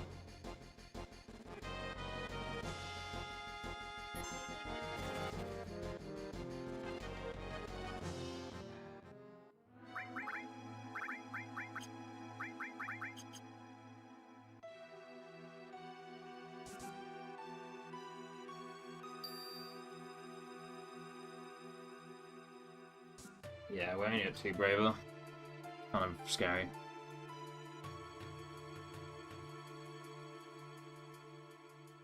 We may have to do the motorway strat for a 4th limit. Might be something we have to do. Yeah, as I was saying, if I'm doing offline attempts and I forget to hit the hotkey for replay buffer or click the replay buffer button, and I'm thinking back to stuff and I'm like, wait, did I do this, or was the limit this field, or do I need to hyper cloud or key to get a limit, etc. If I'm an offline attempt and I forget to hit the hotkey or the button for replay buffer, then yeah, I'm just fucked. I just have to like take a guess and try and remember. Kind of hardest to remember, but I stream on Twitch and I forget and I want to check something, I can just publish the VOD check using the I button above the highlight video. Take the box and you hit the I button above, not the one to the right, because for some reason that one doesn't work, but for some reason if you click the I button above while you're streaming, it lets you publish it. It's weird. Yeah.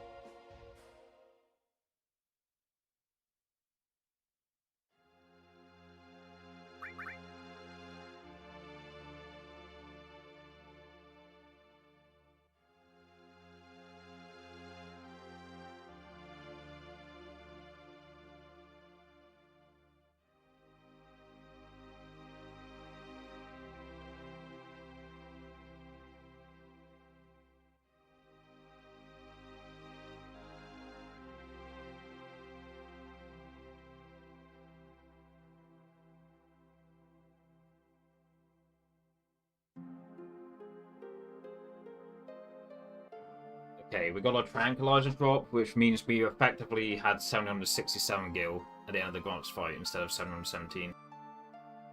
And if I take elevator and get the full minute, I generally have 559 gil.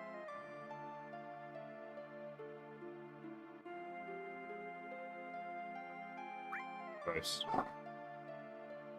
So yeah, 767 minus 159. 208.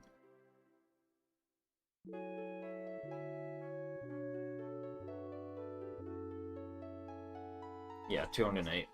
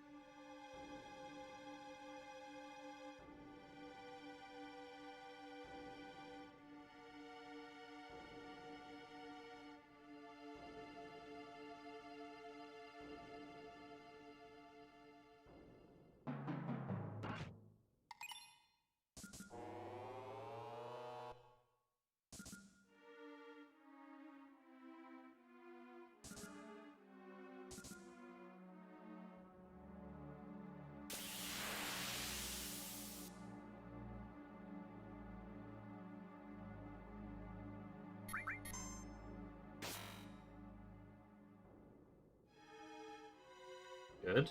Slow, but good. Wait, no, it doesn't hit him. Oh yeah, it does, okay. That's good. Slow, but it's good that Cloud gets his limit filled.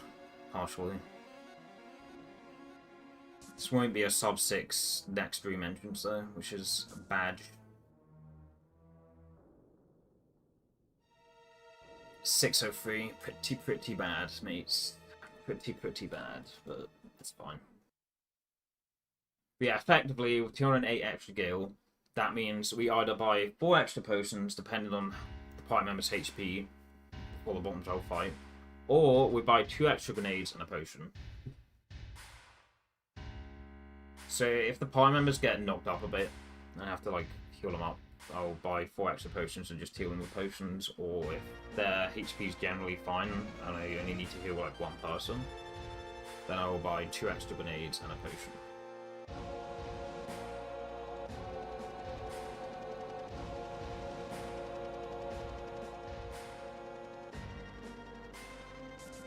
Now, that being said, if we get a drop from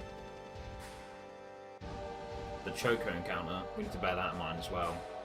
If it's like a high pot, I generally try to keep them. Sometimes I accidentally sell them and then we have like 250 extra gil. Sorry, 150 extra gil. But I generally do try to sell them to get high pot drops and such. But other stuff, I need to bear that in mind as well. Most of the stuff that gets dropped from the Chocobo encounter, most of them only sell for like 1 gil, so generally most of the time they don't matter, but sometimes some of them have like actual notable amounts. Not huge amounts, but notable amounts that could make the difference between needing to do a second Bedevil shop or not. So yeah, I need to bear those in mind, and I also need to bear the formation I get in mind, because those give you extra gil depending on the formation, or less, depending on how you look at it, but yeah.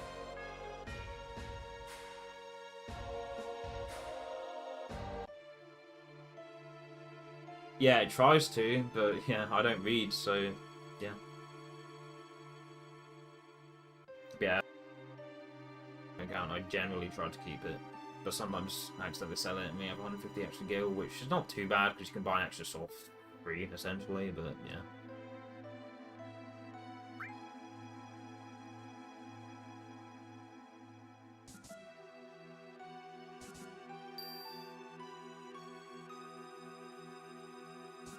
Oh, did I forget to do menu? I don't think we did. I think I remembered. I had to have remembered because the detour time was pretty high up by the time we got to the Shinra President stab. Yeah, it's active. Alright.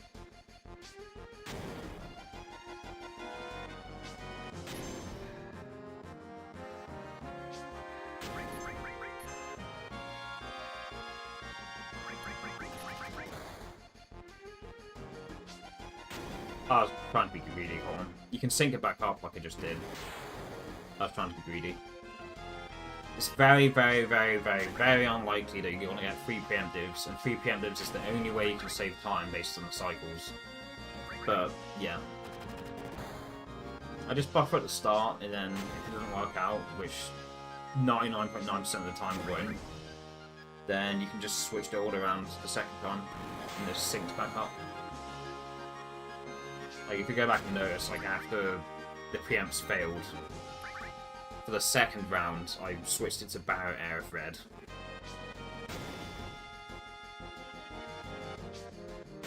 You can sync it back up, even if you get greedy for the preempts. Like, Greedles used to do it all the time. You generally don't get punished for doing it, so as long as you know how to sync it back up.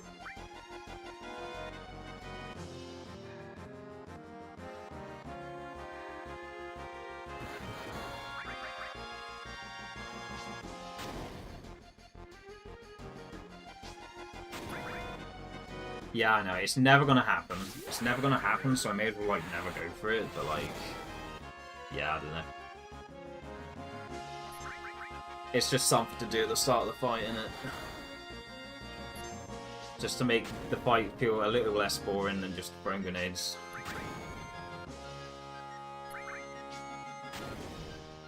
make it feel like there are some stakes in the line when in reality there aren't really. But yeah.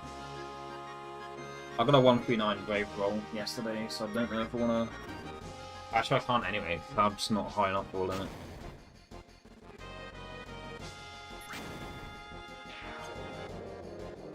Our Brave account is 2.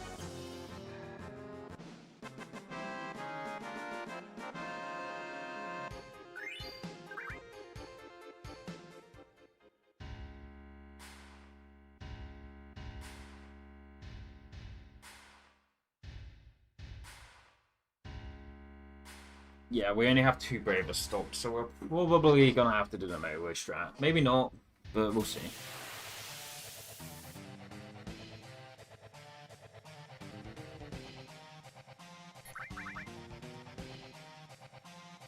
Dickhead!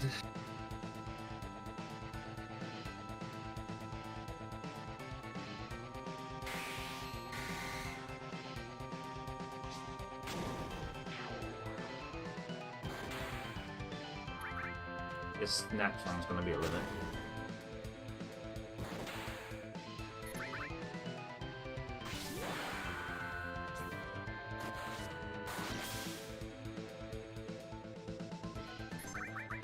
Fucking cunt.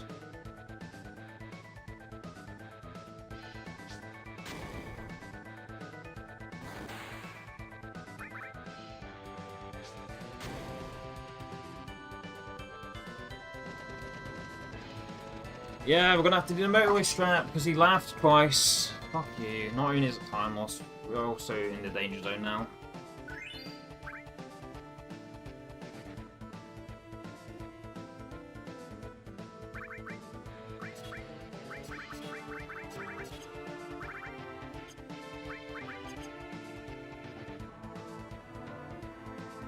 Tried to sweat that man, you'd way too hard when that's.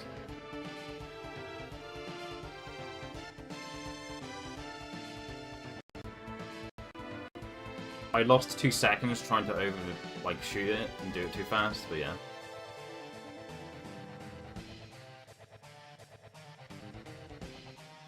Whiffed it right at the end, went to the stats menu, lost 2-3 seconds. Oh well, I tried.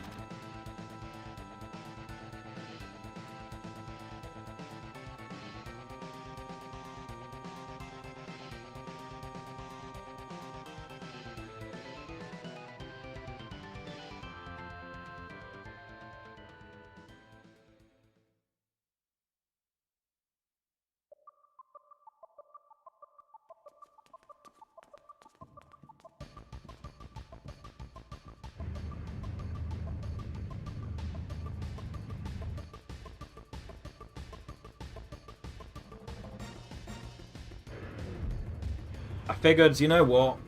We're gonna have to risk it and do the motorway strat anyway, so may as well get to the motorway as soon as we can. So may as well do the menu as fast as we can, so that can happen. But yeah, we're in a bit of a pickle here because Rufus laughed twice, so we're probably gonna have to try and do the motorway strat. Maybe not, but yeah, I think I'm gonna do it anyway. This one's decent, but it could be better, so it's like whatever. I'll just take the risk.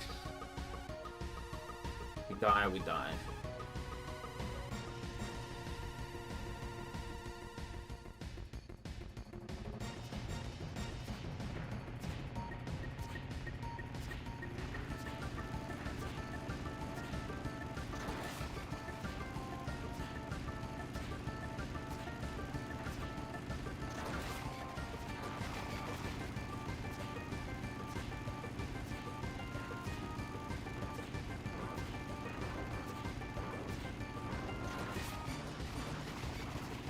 Really forgot all about.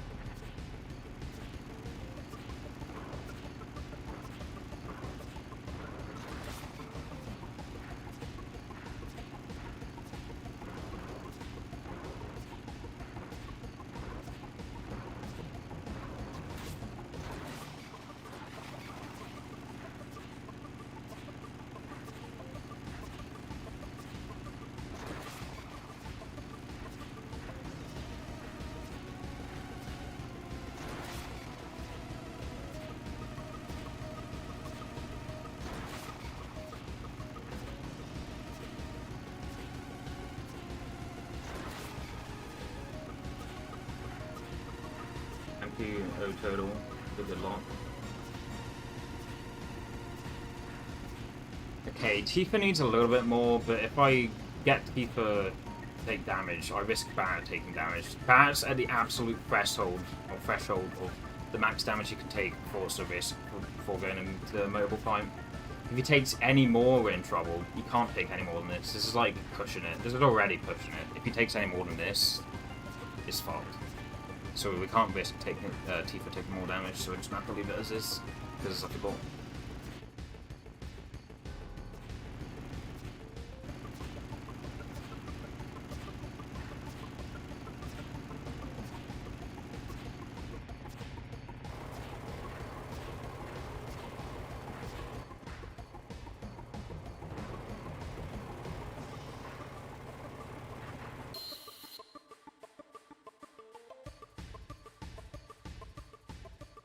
Yeah, I forgot to do the setup at the start again, so I had to think on the fly and try and do it just then. And then Barret took a fuck ton of damage. It might even be too much. And then Tifa, I couldn't let her take more damage because then I risked Barret taking even more damage. So yeah. Oh, yeah, 283 is not good. That's not a good amount for Barret going into this fight.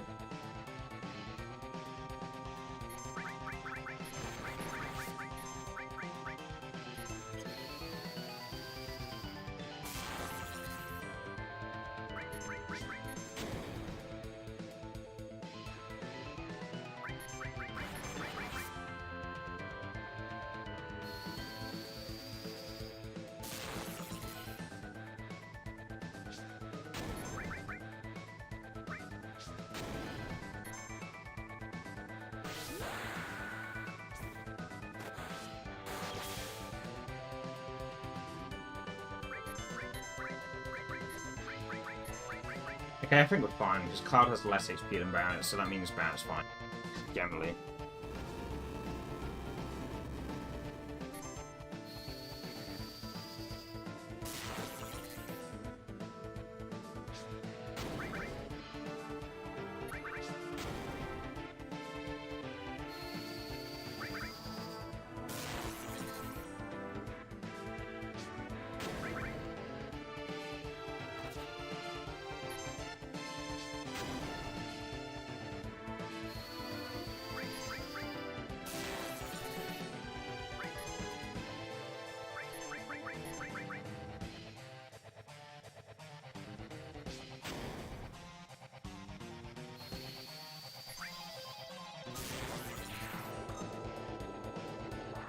Bulge?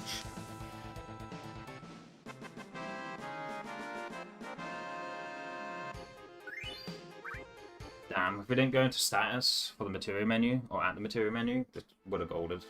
It was bad. Oh well.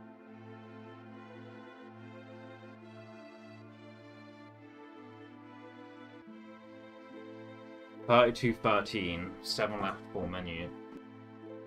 Yikes, that's rough, isn't it?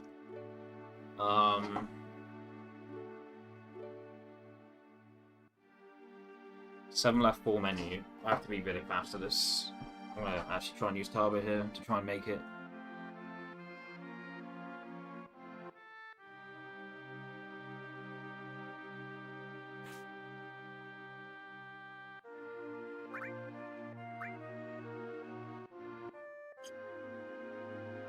Oh yeah, we didn't make it.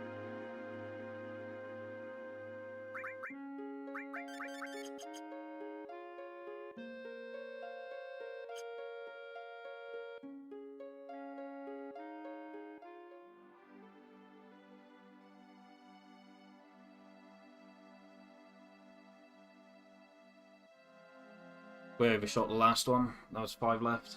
Fuck's sake.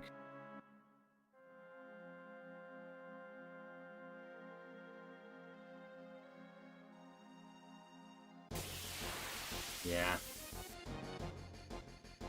Oh my god, man. So punishing, dude.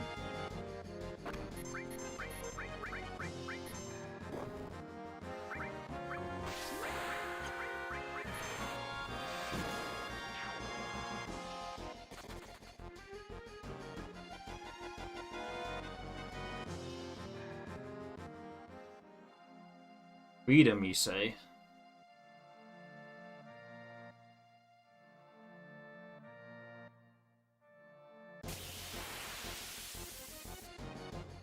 Yeah. Oh, are you serious? What? What? No way, man! No, don't! Leave me alone!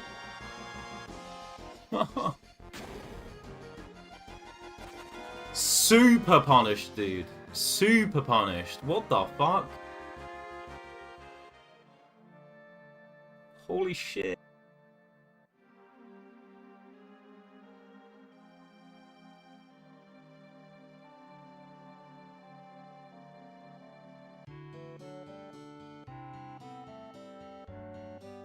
Alright, I'll probably make it a 49 here. I expect.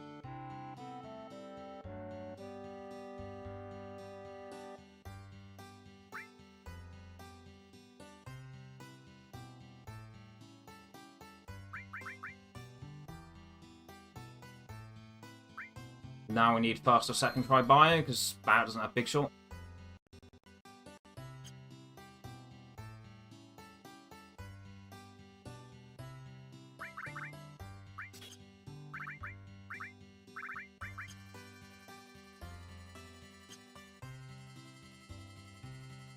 Yeah, we wouldn't have made the 44. And also the 44 was 4 rotations, so...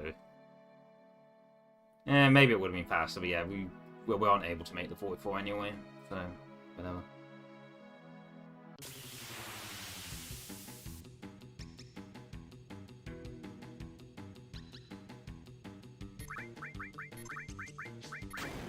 Maybe if our movement was super optimal and like we didn't do ATB weight, maybe, but if you don't do ATB weight, then the Chocobo's just gonna run away, so whatever.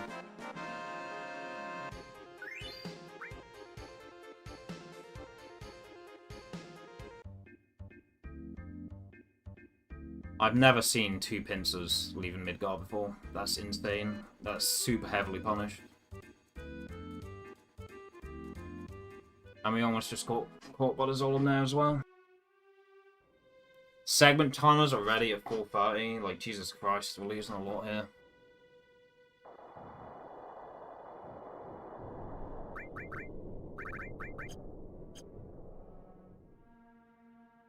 I've never been that heavily punished leaving Midgard before. Like, holy shit, man. Holy shit.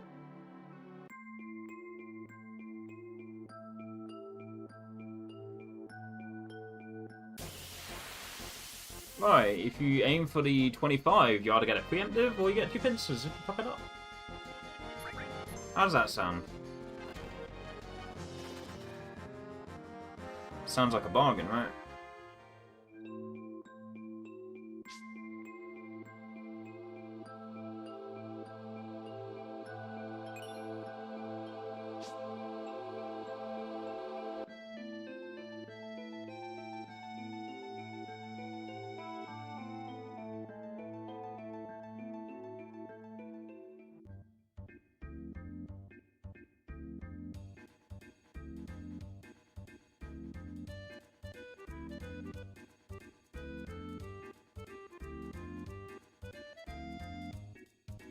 We almost got caught by the Zolom as well. I'm pretty sure I already said that, but yeah.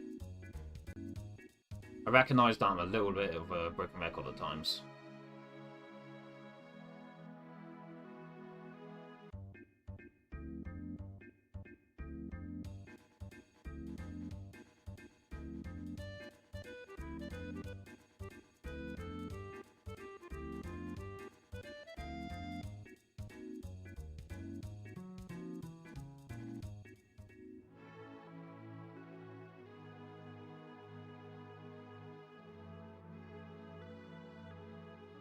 Yeah, I had to use... I didn't have to. I didn't want to risk getting something stolen though, so I used a big shot with Barrett. And because of that, that now means that we have to get a first or second try bio, otherwise we're in a world of trouble. Worlds of trouble.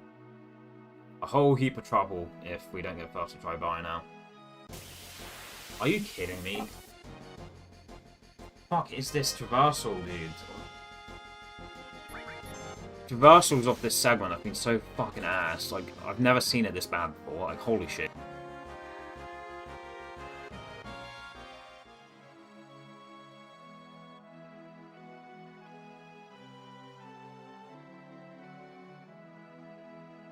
It's like the danger increments, and occasionally you get a pincer. What were they thinking? What were they thinking?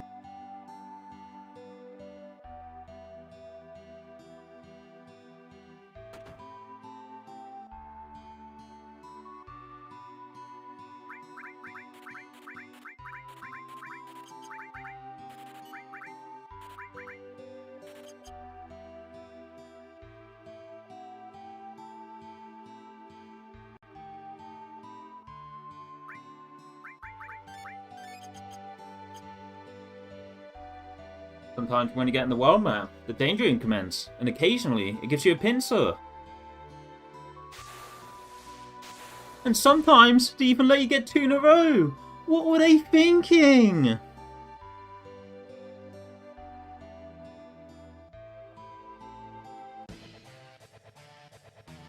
I've had a lip the rotten asshole with a vertical skunk that get 2 fucking pincers in a row like that. Like, holy shit.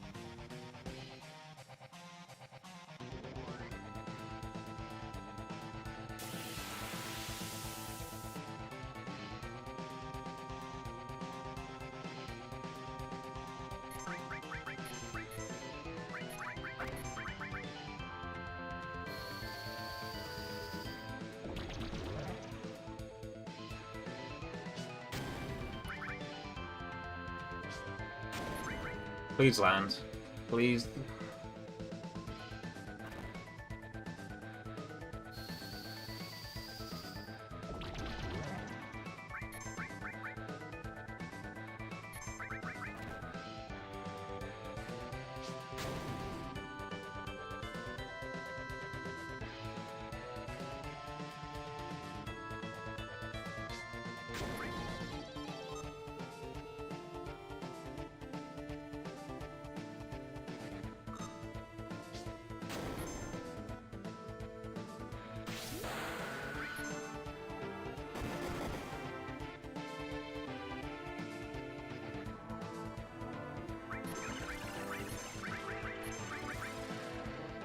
Okay, in the future, we're doing the 132.25 mid-gum in it, and we overshoot one on the left, so it feels like or looks like we've overshot one of the lefts. Do not follow up with pressing down 4 times, because you will get 2 pincers in a row. We now know that. What the fuck? Okay, maybe not all the time, but in that scenario, like, just gotta bear that in mind for the 25-minute. I guess. I'm surprised we didn't lose more time, mates. Like, it should have been like, that should have been at least an 11-minute segment. Like, what? The fact it's lower is, like, insane.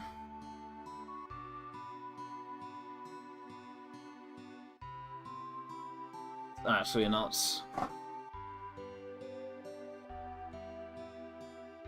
Yeah, if I feel like, or it looks like I've overshot one of the left inputs, I'm just going to skip the 4 down because it led to 2 pincers.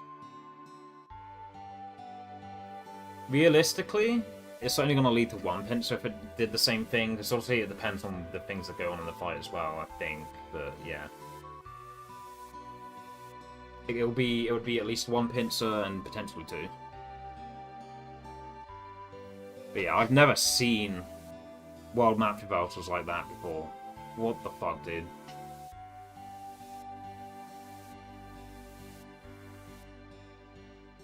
Actually insane. Dude, Muscle Belt, it's a miracle we even made it to the ranch. We got 2 pincers on the way to the ranch. Like, what the fuck? We should have for sure got something stolen.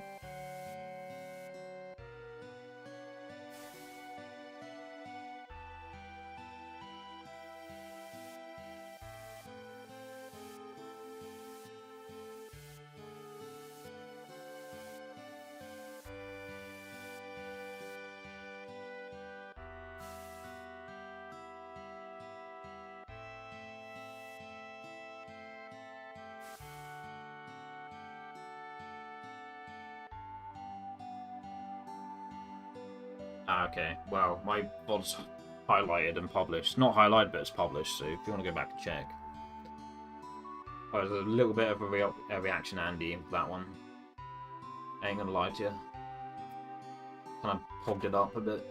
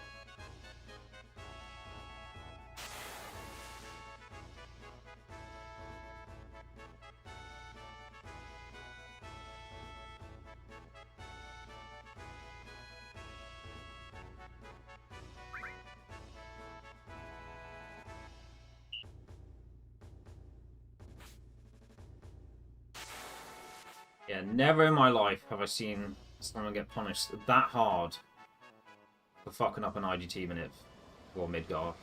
And it was me. It had to be me. But I've seen the classic one pincer, but two. I mean, on one side of it, I'm lucky that I didn't get anything stolen from two pincers. On the other hand, the fact that I had two is still just ridiculous.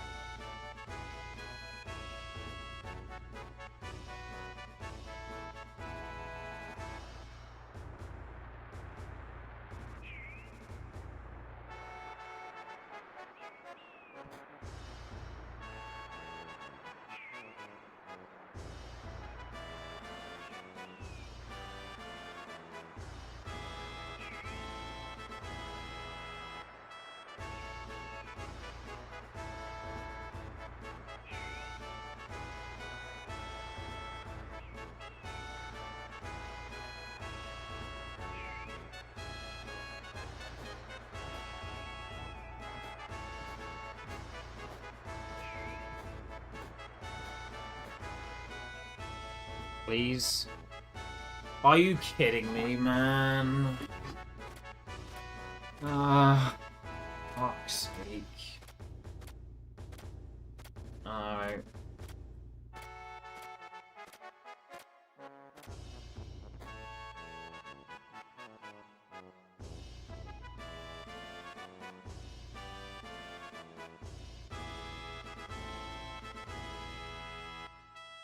We're 500 gil short.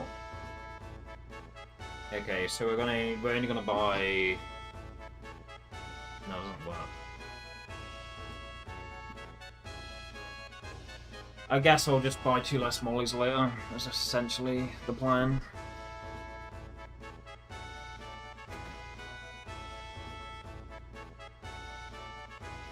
Man, I'm getting so shafted right now. So heavily punished for like such minor mistakes.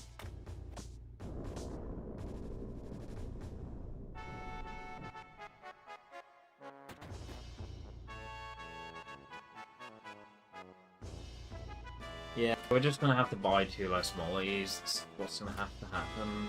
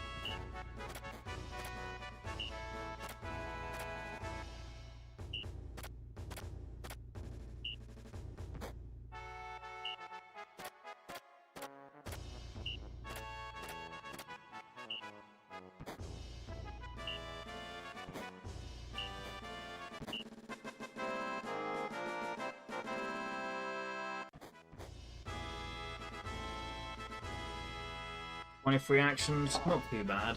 Could be a whole lot worse. But we got stuck leaving the E-skill building, so that felt annoying. But yeah, 23 actions isn't too bad. Yeah, we're just gonna have to buy like 2 less mollies later, essentially, to make up for the 500 less skill.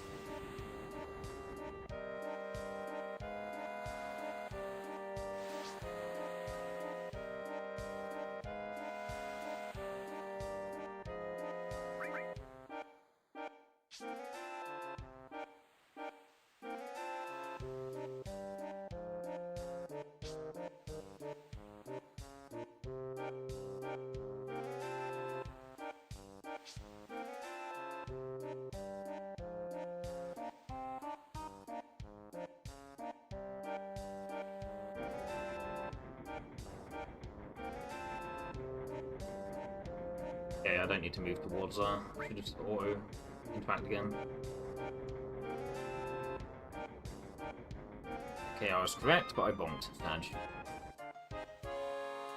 So anytime I would save from not having to run back towards her, I just lost again, and then some.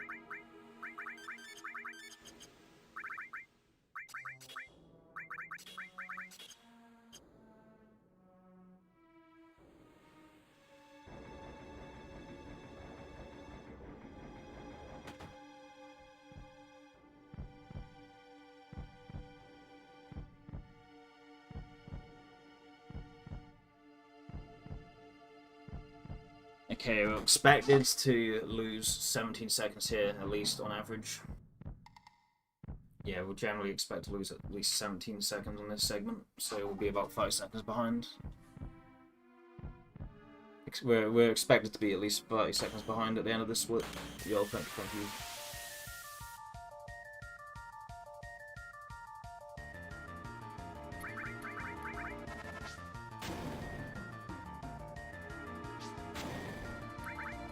With average luck, we will be at least 30 seconds behind at the end of this split.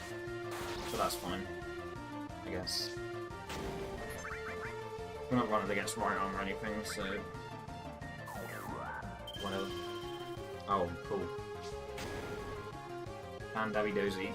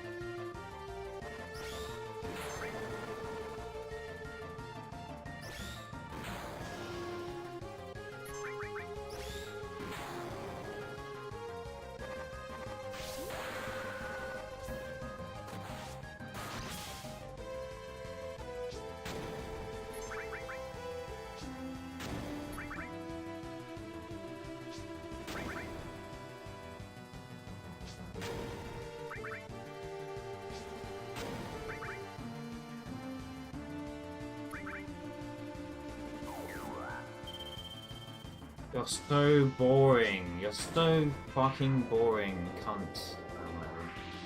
Wait. Nah, it's kind of gold. It looks like it might, but it won't. No way. No way. That was a gold? What? Huh? Huh. Oh, fancy that.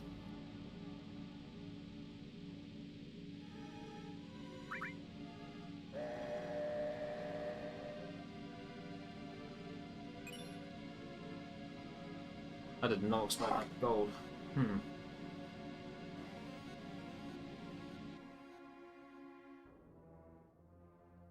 I think I used three bravers on that fight.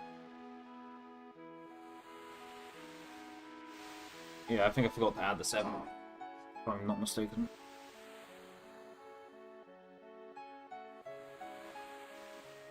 Don't know how that gold did, but cool, I guess.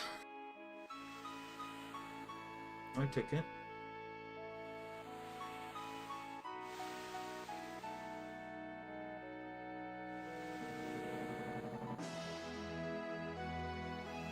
Right, I didn't change the camera angle entering Junon for bottom as well, so I need to remember to do that when we leave here. Just so my line doesn't get fucked up.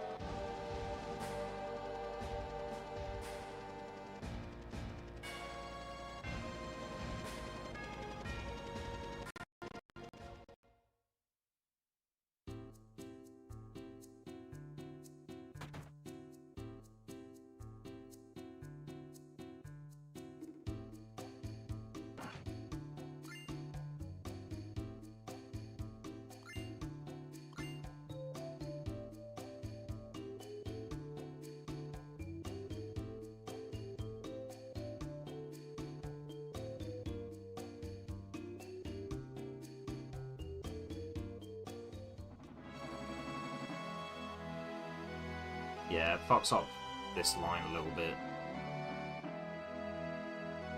If you start off this section with the camera angle like that. If we can. Oh, great.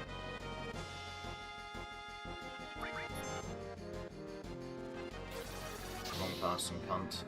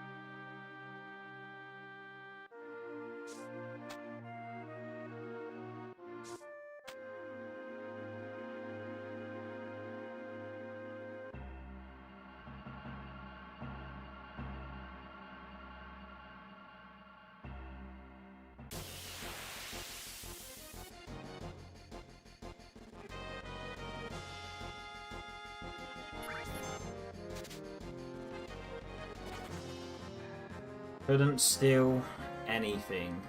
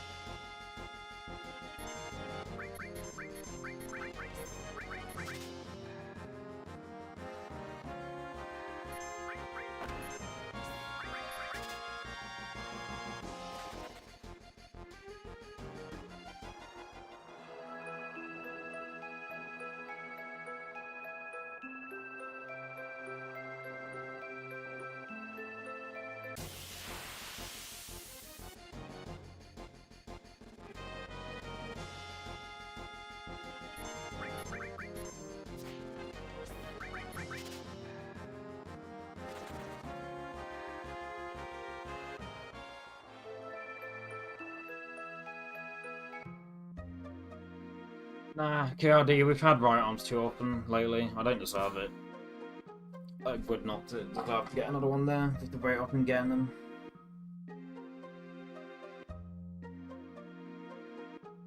It would be undeserved, for sure.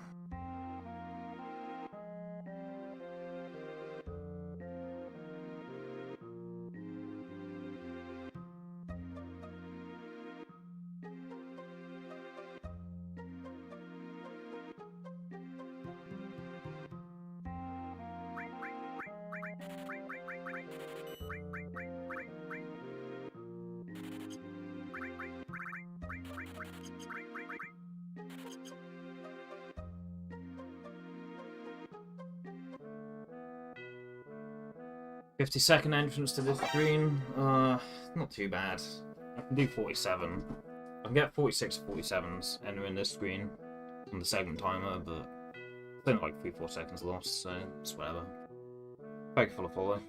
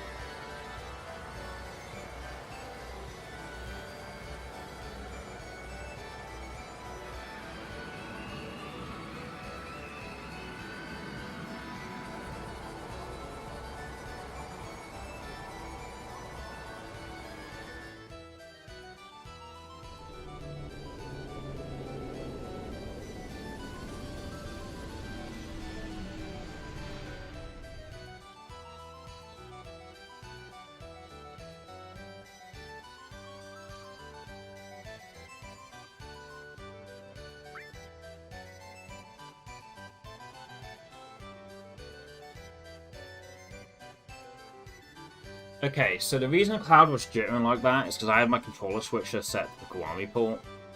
And because the Brook builds a lot of power, even though it's on the Kiwami setting on my controller switcher, I can still do inputs with my DualShock 4, but the thing is, if it's set to the Kiwami mode, it will occasionally interrupt some of the inputs, so you get like that jitter effect. You know, you look at my input display and the inputs were perfectly fine, and it didn't look like I was releasing D-pad at all. Because it was set to the Kiwami setting, it was giving me jittery movement. Thankfully it doesn't matter much there, because that screen obviously isn't an active screen. I mean, it's time loss, but negligible.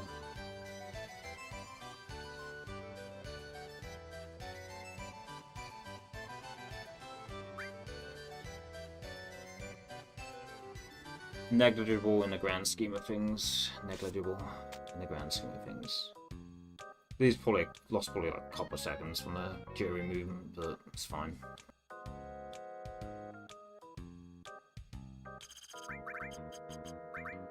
We're not going for record or anything, so that mistake of forgetting to switch the controller switch to the right port was fine. Now, there are screens that aren't active that even if it did that there, they're such long screens that if it was like that the whole time, it would lose me like tens of seconds. But for that screen, it probably didn't lose me that much.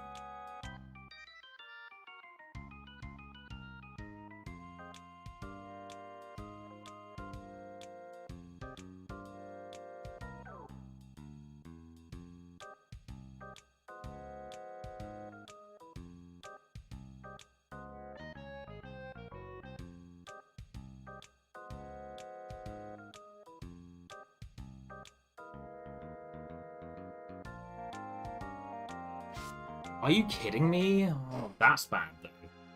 That right there probably lost me a lot more time than the jittery movement did, to be honest. I did down and added a right input, like you're supposed to do, and oh my god, what the hell. Whatever. Option select is it's going to push me onto a more favourable Peach Plug IGT. Smile. And we're also not going to get counted by dying. Smile.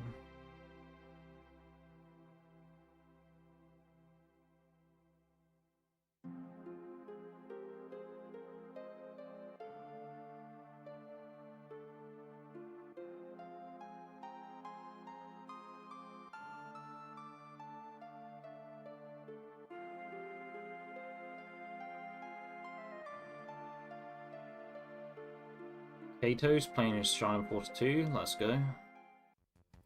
Pack Museum is also live. That's cool.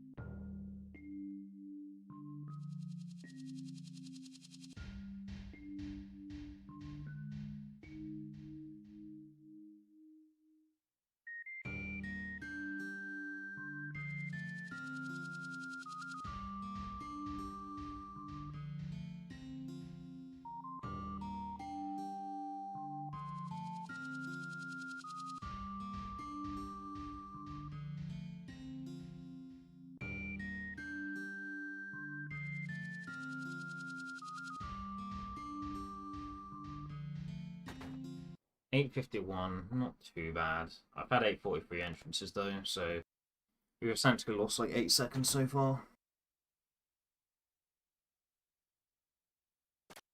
Which means we're technically breaking even with PB right now, given that. It's fine, claws just won't dick us as much as they did in my PB, and then we'll save a minute still. We'll save like 52 seconds even. 52, 53 seconds. We can still save potentially. Yeah, he did.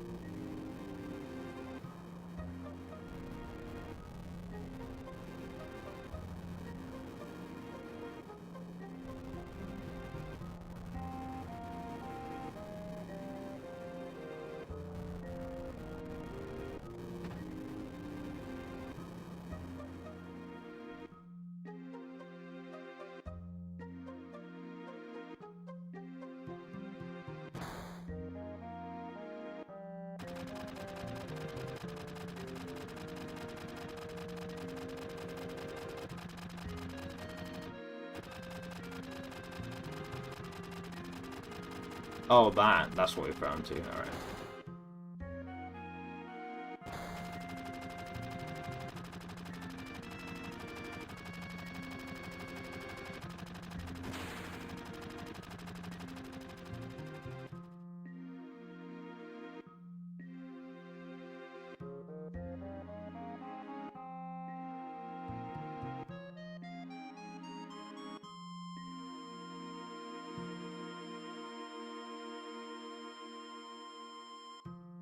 Alright, I'm gonna dabble around a bit with the Acepha tool.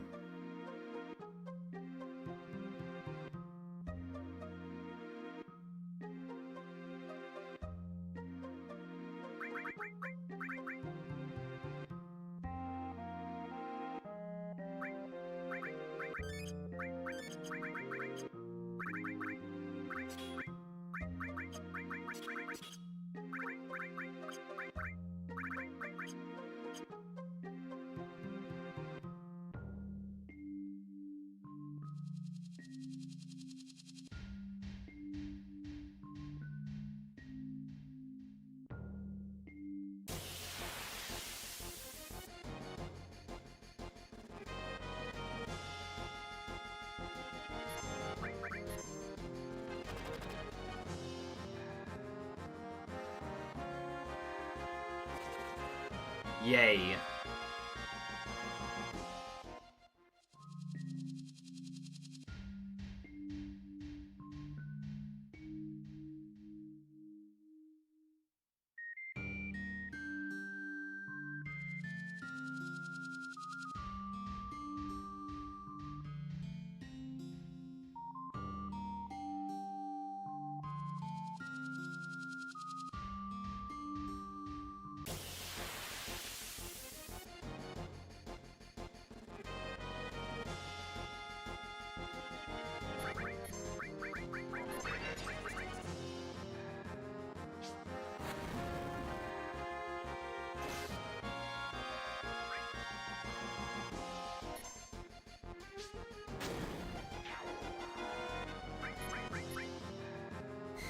Fog.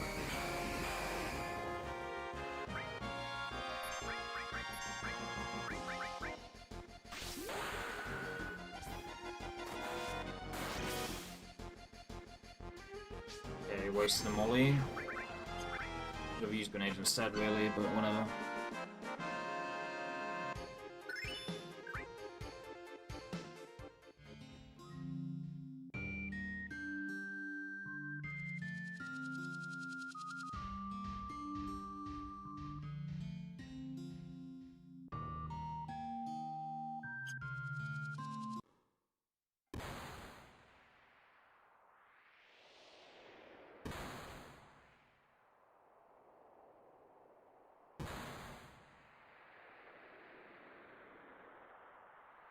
We can open the menu there so we can check the IGT for each pop on it.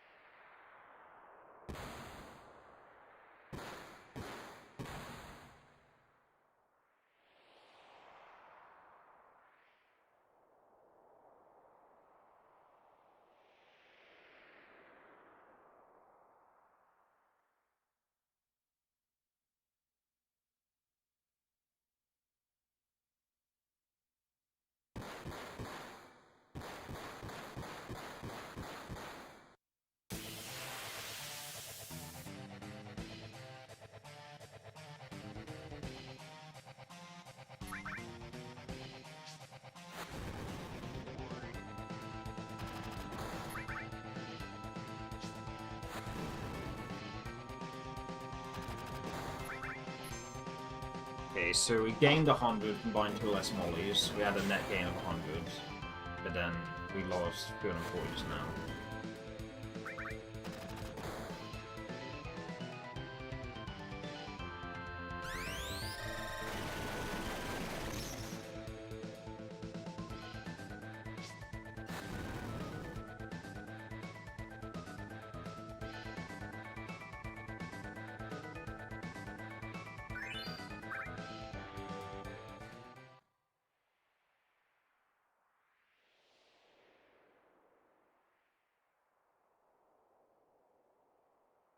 Uh, 208 from Alex.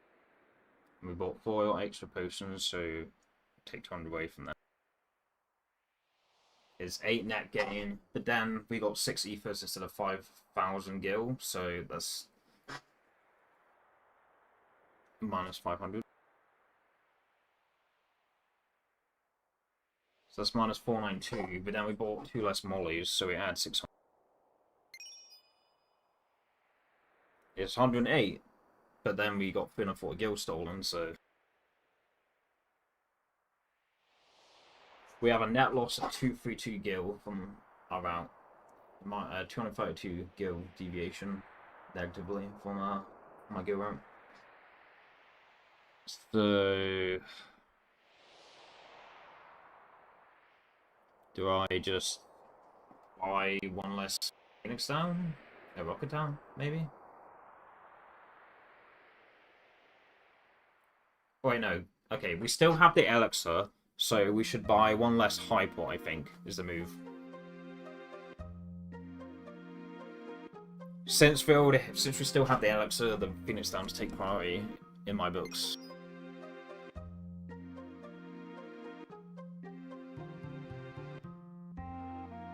So that would be by 11 potions, 20 high ports, 11 Phoenix Downs, 4 hypers, 21 franks, and 3 tenths. Especially since we're buying 21 high ports and we're only buying 11 Phoenix Downs, we should definitely take 1 away from the high ports.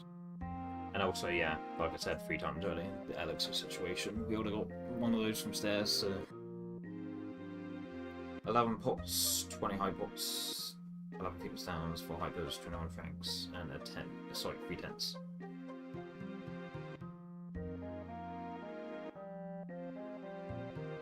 And then see what our guild is after that.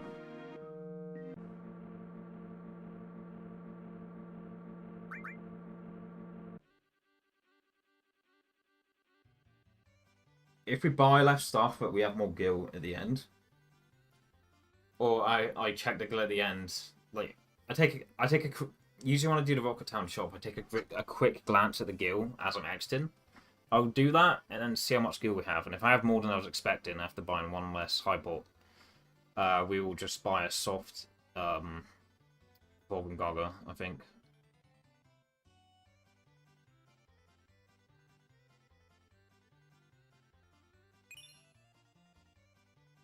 It's a little bit more than we're expecting to have. I'll buy a soft for Gaga. But, if we have a significant amount more than we were expecting, then I will, what was I going to say? Then I will just buy the Fury Ring without selling the Eden Coat. Because usually you have to sell the Eden Coat for the Fury Ring, but if I have a huge surplus of money, I can just buy the Fury Ring straight up.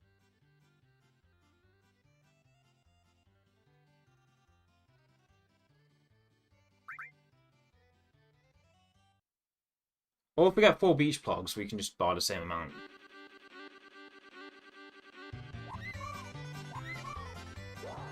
But that's only if we get 4 beach plugs. If we get 4 beach plugs instead of 3, pretty much nothing changes. We can just do the shop as normal, and then go from there. But if we get 3, then yeah.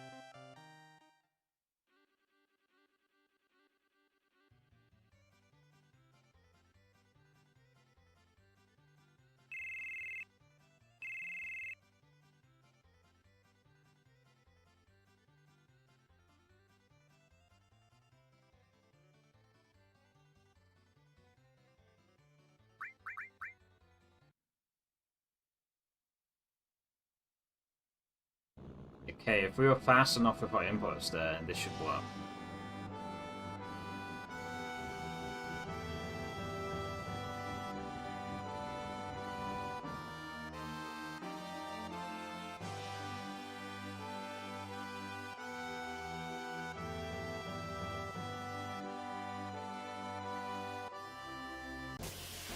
It might not be fast enough this time.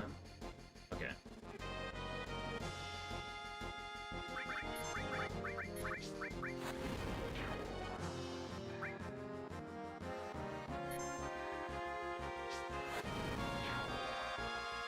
Why does the ATB reset like that? I've noticed that so many times where the ATB there just like resets back to the left. I don't know why it happens. It's really weird, but yeah.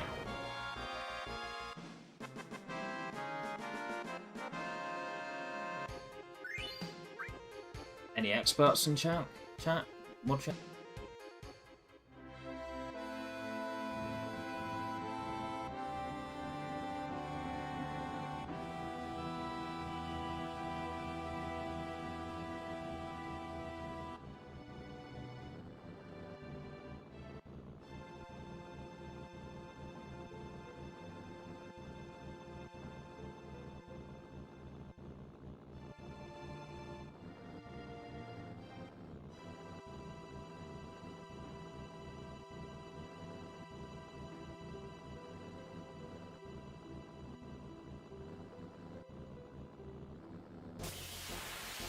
Are you kidding me? This happened just a few days ago as well. Different encounter though. Different encounter, same area. Fuck's sake.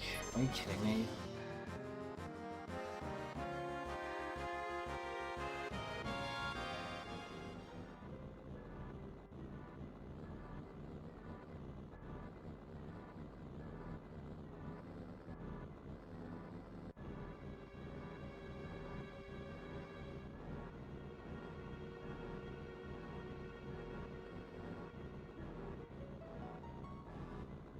I would have saved if it weren't for that encounter. I'm just letting you guys know. I would have saved, but that just tilted me getting that encounter like that. Especially when I had the same thing happen 2 days ago, you know? Like,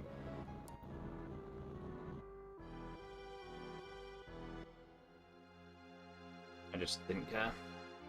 Get the saves of it.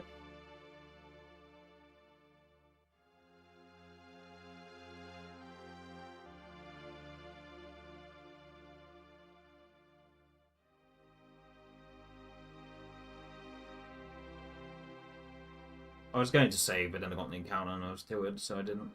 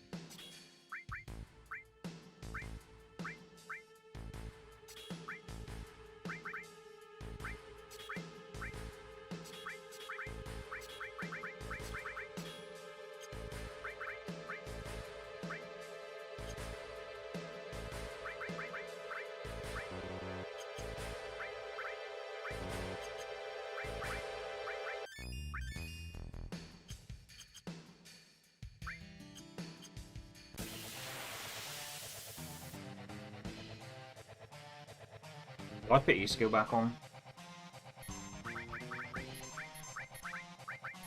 Okay, I did. That's how I know. Oh, straight away.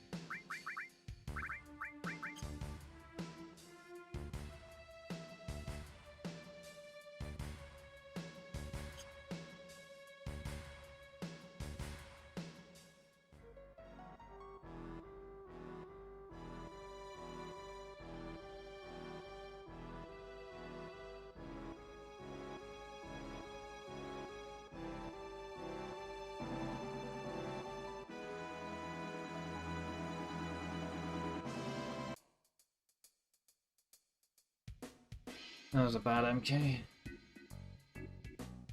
Well, the fight itself was fine, but it was the menu that sucked, really. The fight could be a little bit better, but the menu sucked. But Tifa was at 53, so I panicked.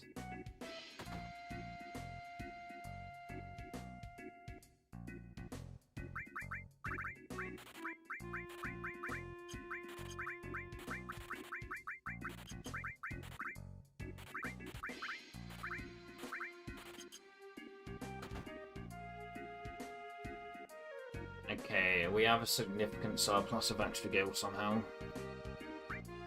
Which means we might be able to just buy the Furying without selling the code, which would be nice.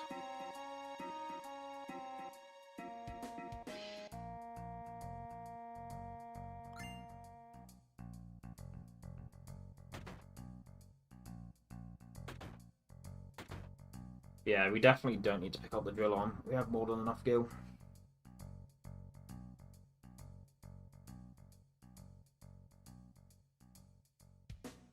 Yeah, I think Cloud has a limit already. Oh, wait. I forgot to tranquilize Cloud, didn't I?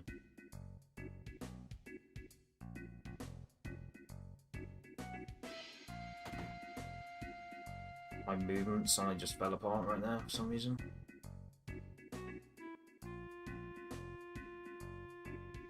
Get a bad palm, it's gonna be my fault now. We don't forget, don't give a fuck Sid. That's also gonna be my fault. Or fucking up movement there.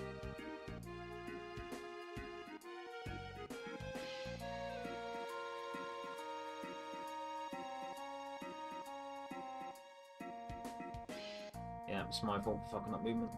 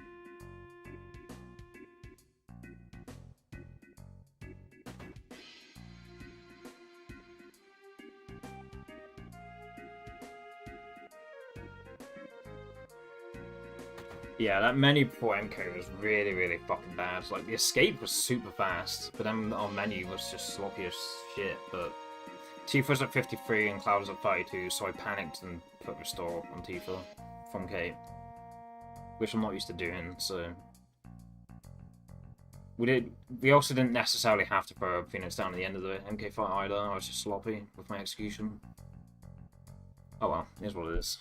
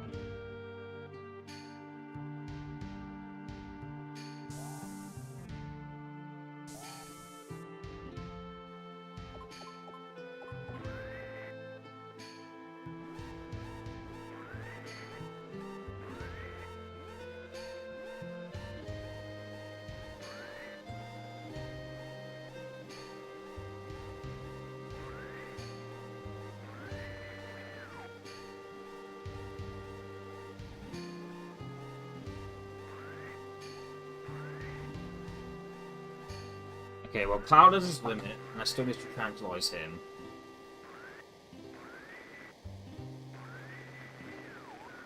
So we need to go into the menu anyway. But yeah, Kate does need a limit. He doesn't need it, but I want a limit from Palmer. Or from Palmer. So, I will hyper Kate. We will tranquilize Cloud Sadness. Heal everyone with Cloud. Since we didn't do restore all because I had to take that off of Kate and put it on Tifa, so I wasn't able to do that before leaving Mount Nibble. So we're gonna have to like cure individually, just because all isn't connected to restore yet, and I want to leave the materia as it is, so the materia locations are consistent for later. Yeah. Tranquilize Cloud Sanis, Hyper Kate.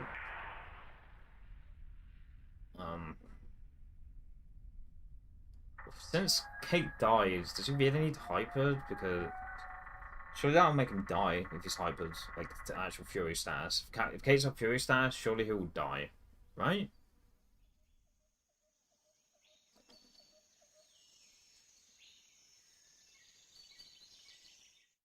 I will take the risk, whatever.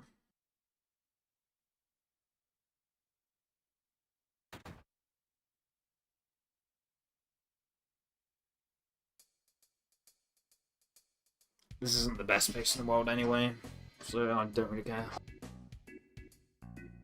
I'll just hyper and see what happens.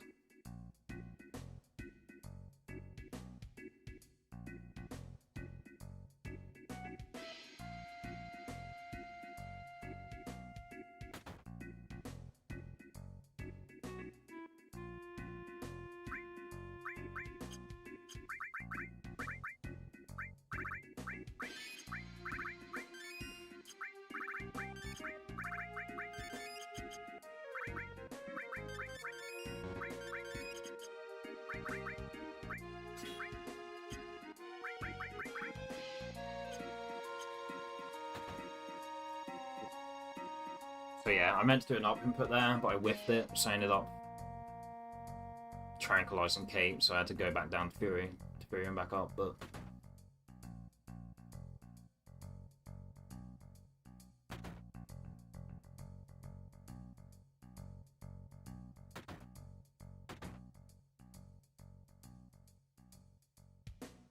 Very sloppy execution on this Palmer split so far. Fucking hyper Kate and then tranquilize them back, so I had to hyper him again.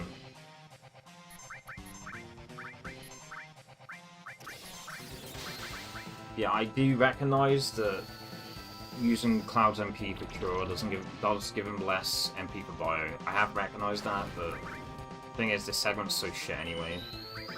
And this pace is so whatever, it's like, who cares? This pace is so whatever that I don't care about risking Cloud's Bio not sticking or not. Because the thing is, like, if you get to the point your bio's running out, even with using cure on your party members, you get to the point where your bio runs out, you're already losing so much time that, like... For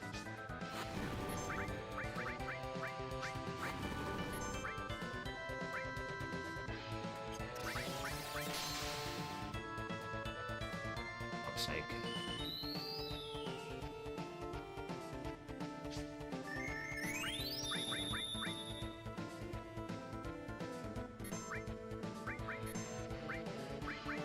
Yeah, if I was to get to the point where his MP did run out and Bio hadn't stopped yet,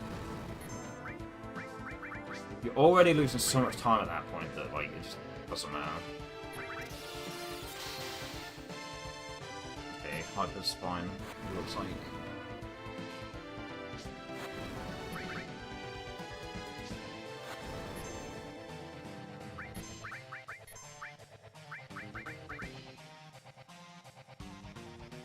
Oh, okay.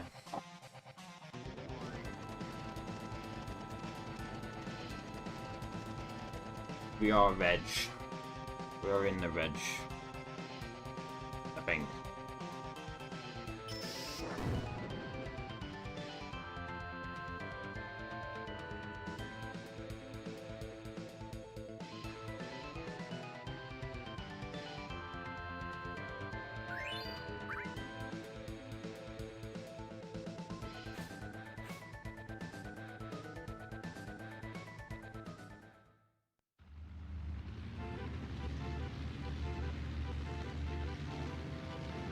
Nah, we're still ahead, but it's not great.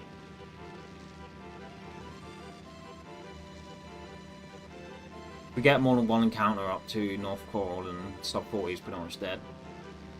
I hope then the sub 40 is dead if that happens.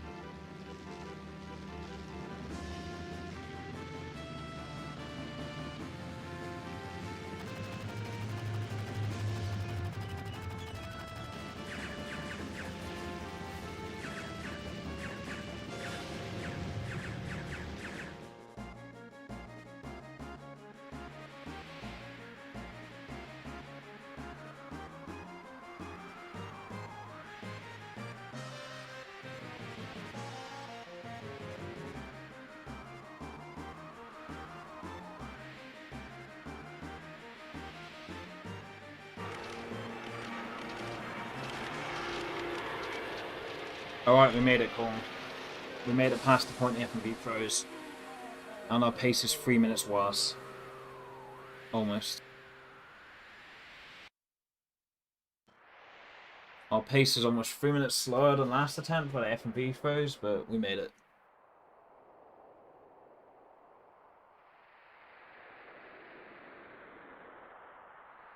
But yeah, if we get a slow encounter up to North Core, or if we even just get more than one encounter, yeah, any chance of sub 40 is pretty much dead in the water.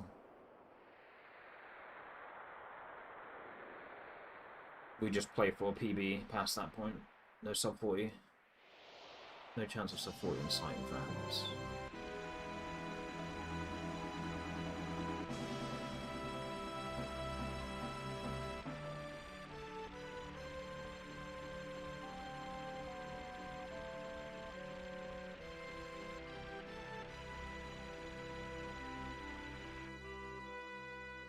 Okay, I think we can afford to skip Silent Eden Coat and we can afford Assault. So we had 8,500. Take for 3,000 gold source, so that's 5,500. So that's enough for both, fuck's sake. That's enough for both skip and Silent Eden Coat and enough to buy a soft.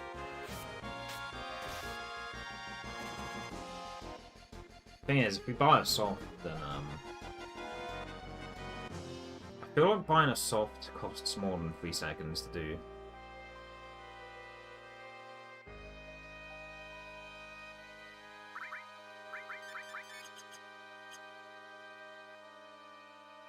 You could argue that that healed it as well, but... Okay. Well, yeah, sub 40's dead now anyway. Sub 40's dead, so we may as well be safe and buy the soft.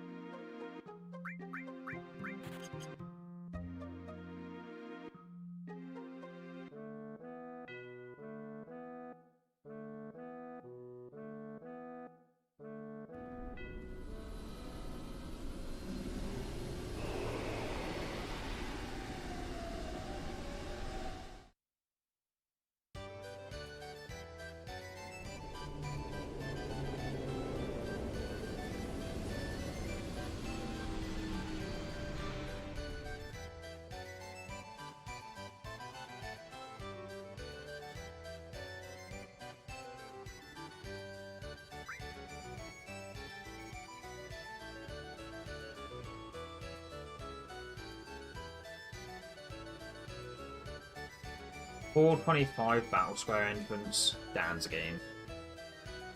That is so minging, dude. It's so bad.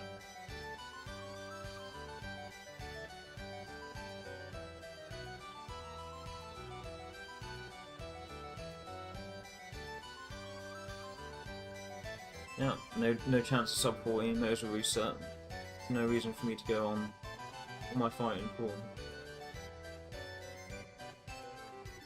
No, the best possible time. It's gone above 40. This can't be happening. What am I fighting for? No, best possible time is above 40. There's no reason for me to go on. What am I fighting for?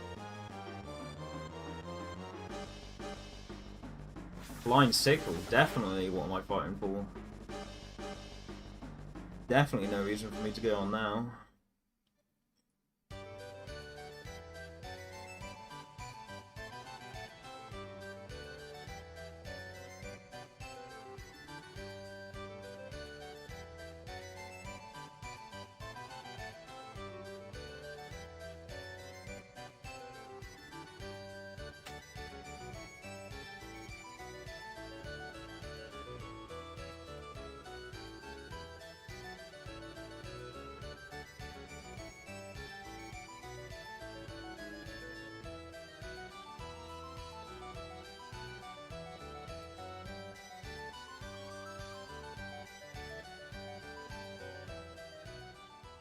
Alright, I'm gonna risk unplugging my vape, guys. Capture card mark freeze.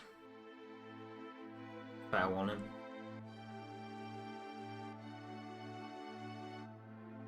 I'm gonna do a down input hit fast here though.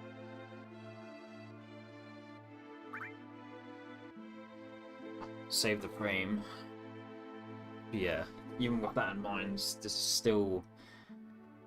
The timer's at a bad spot and the segment timer's at a bad spot, even with that frame saved. So yeah, I'm gonna risk unplugging my vape here.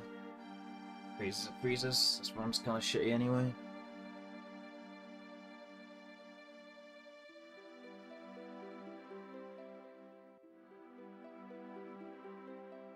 But yeah, we can't get ahead of best pace this split, so I really don't care about taking the risk. This run's just kind of shit, so I'm gonna take the risk.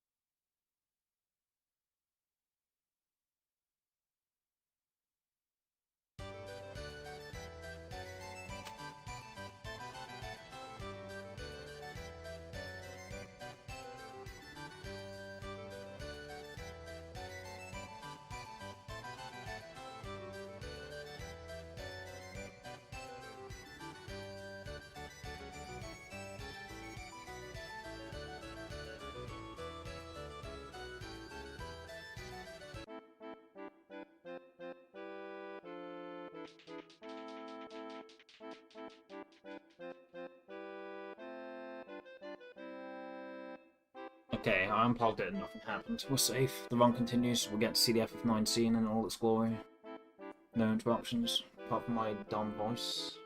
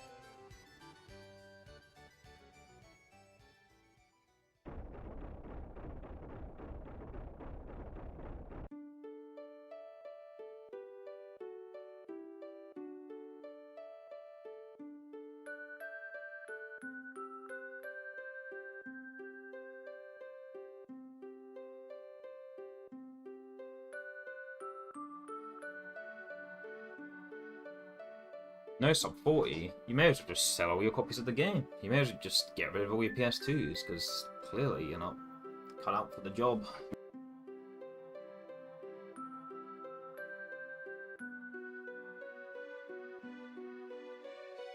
I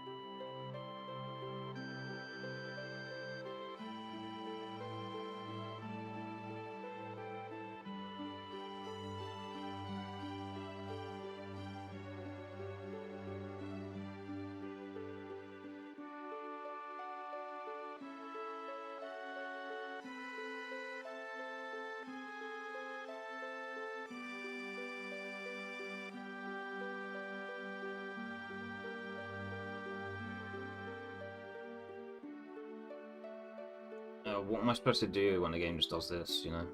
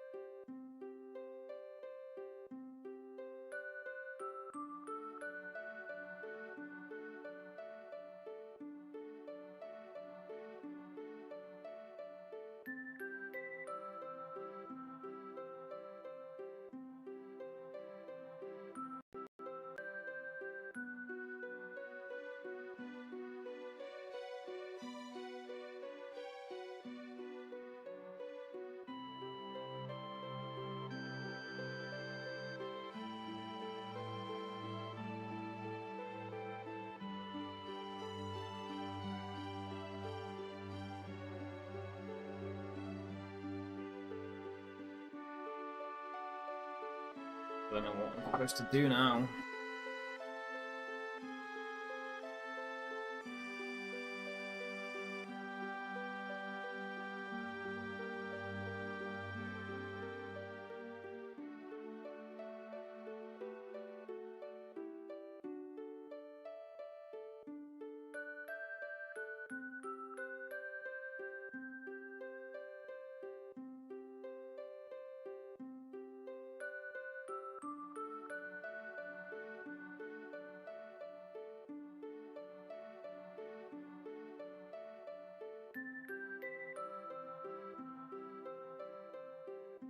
Yeah, I think we just call it a day.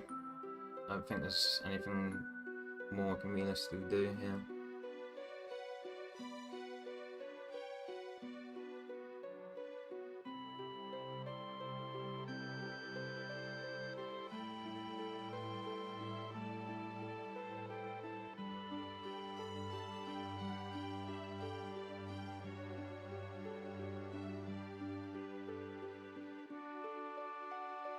Not really much we can do here, mates. It's just is what it is.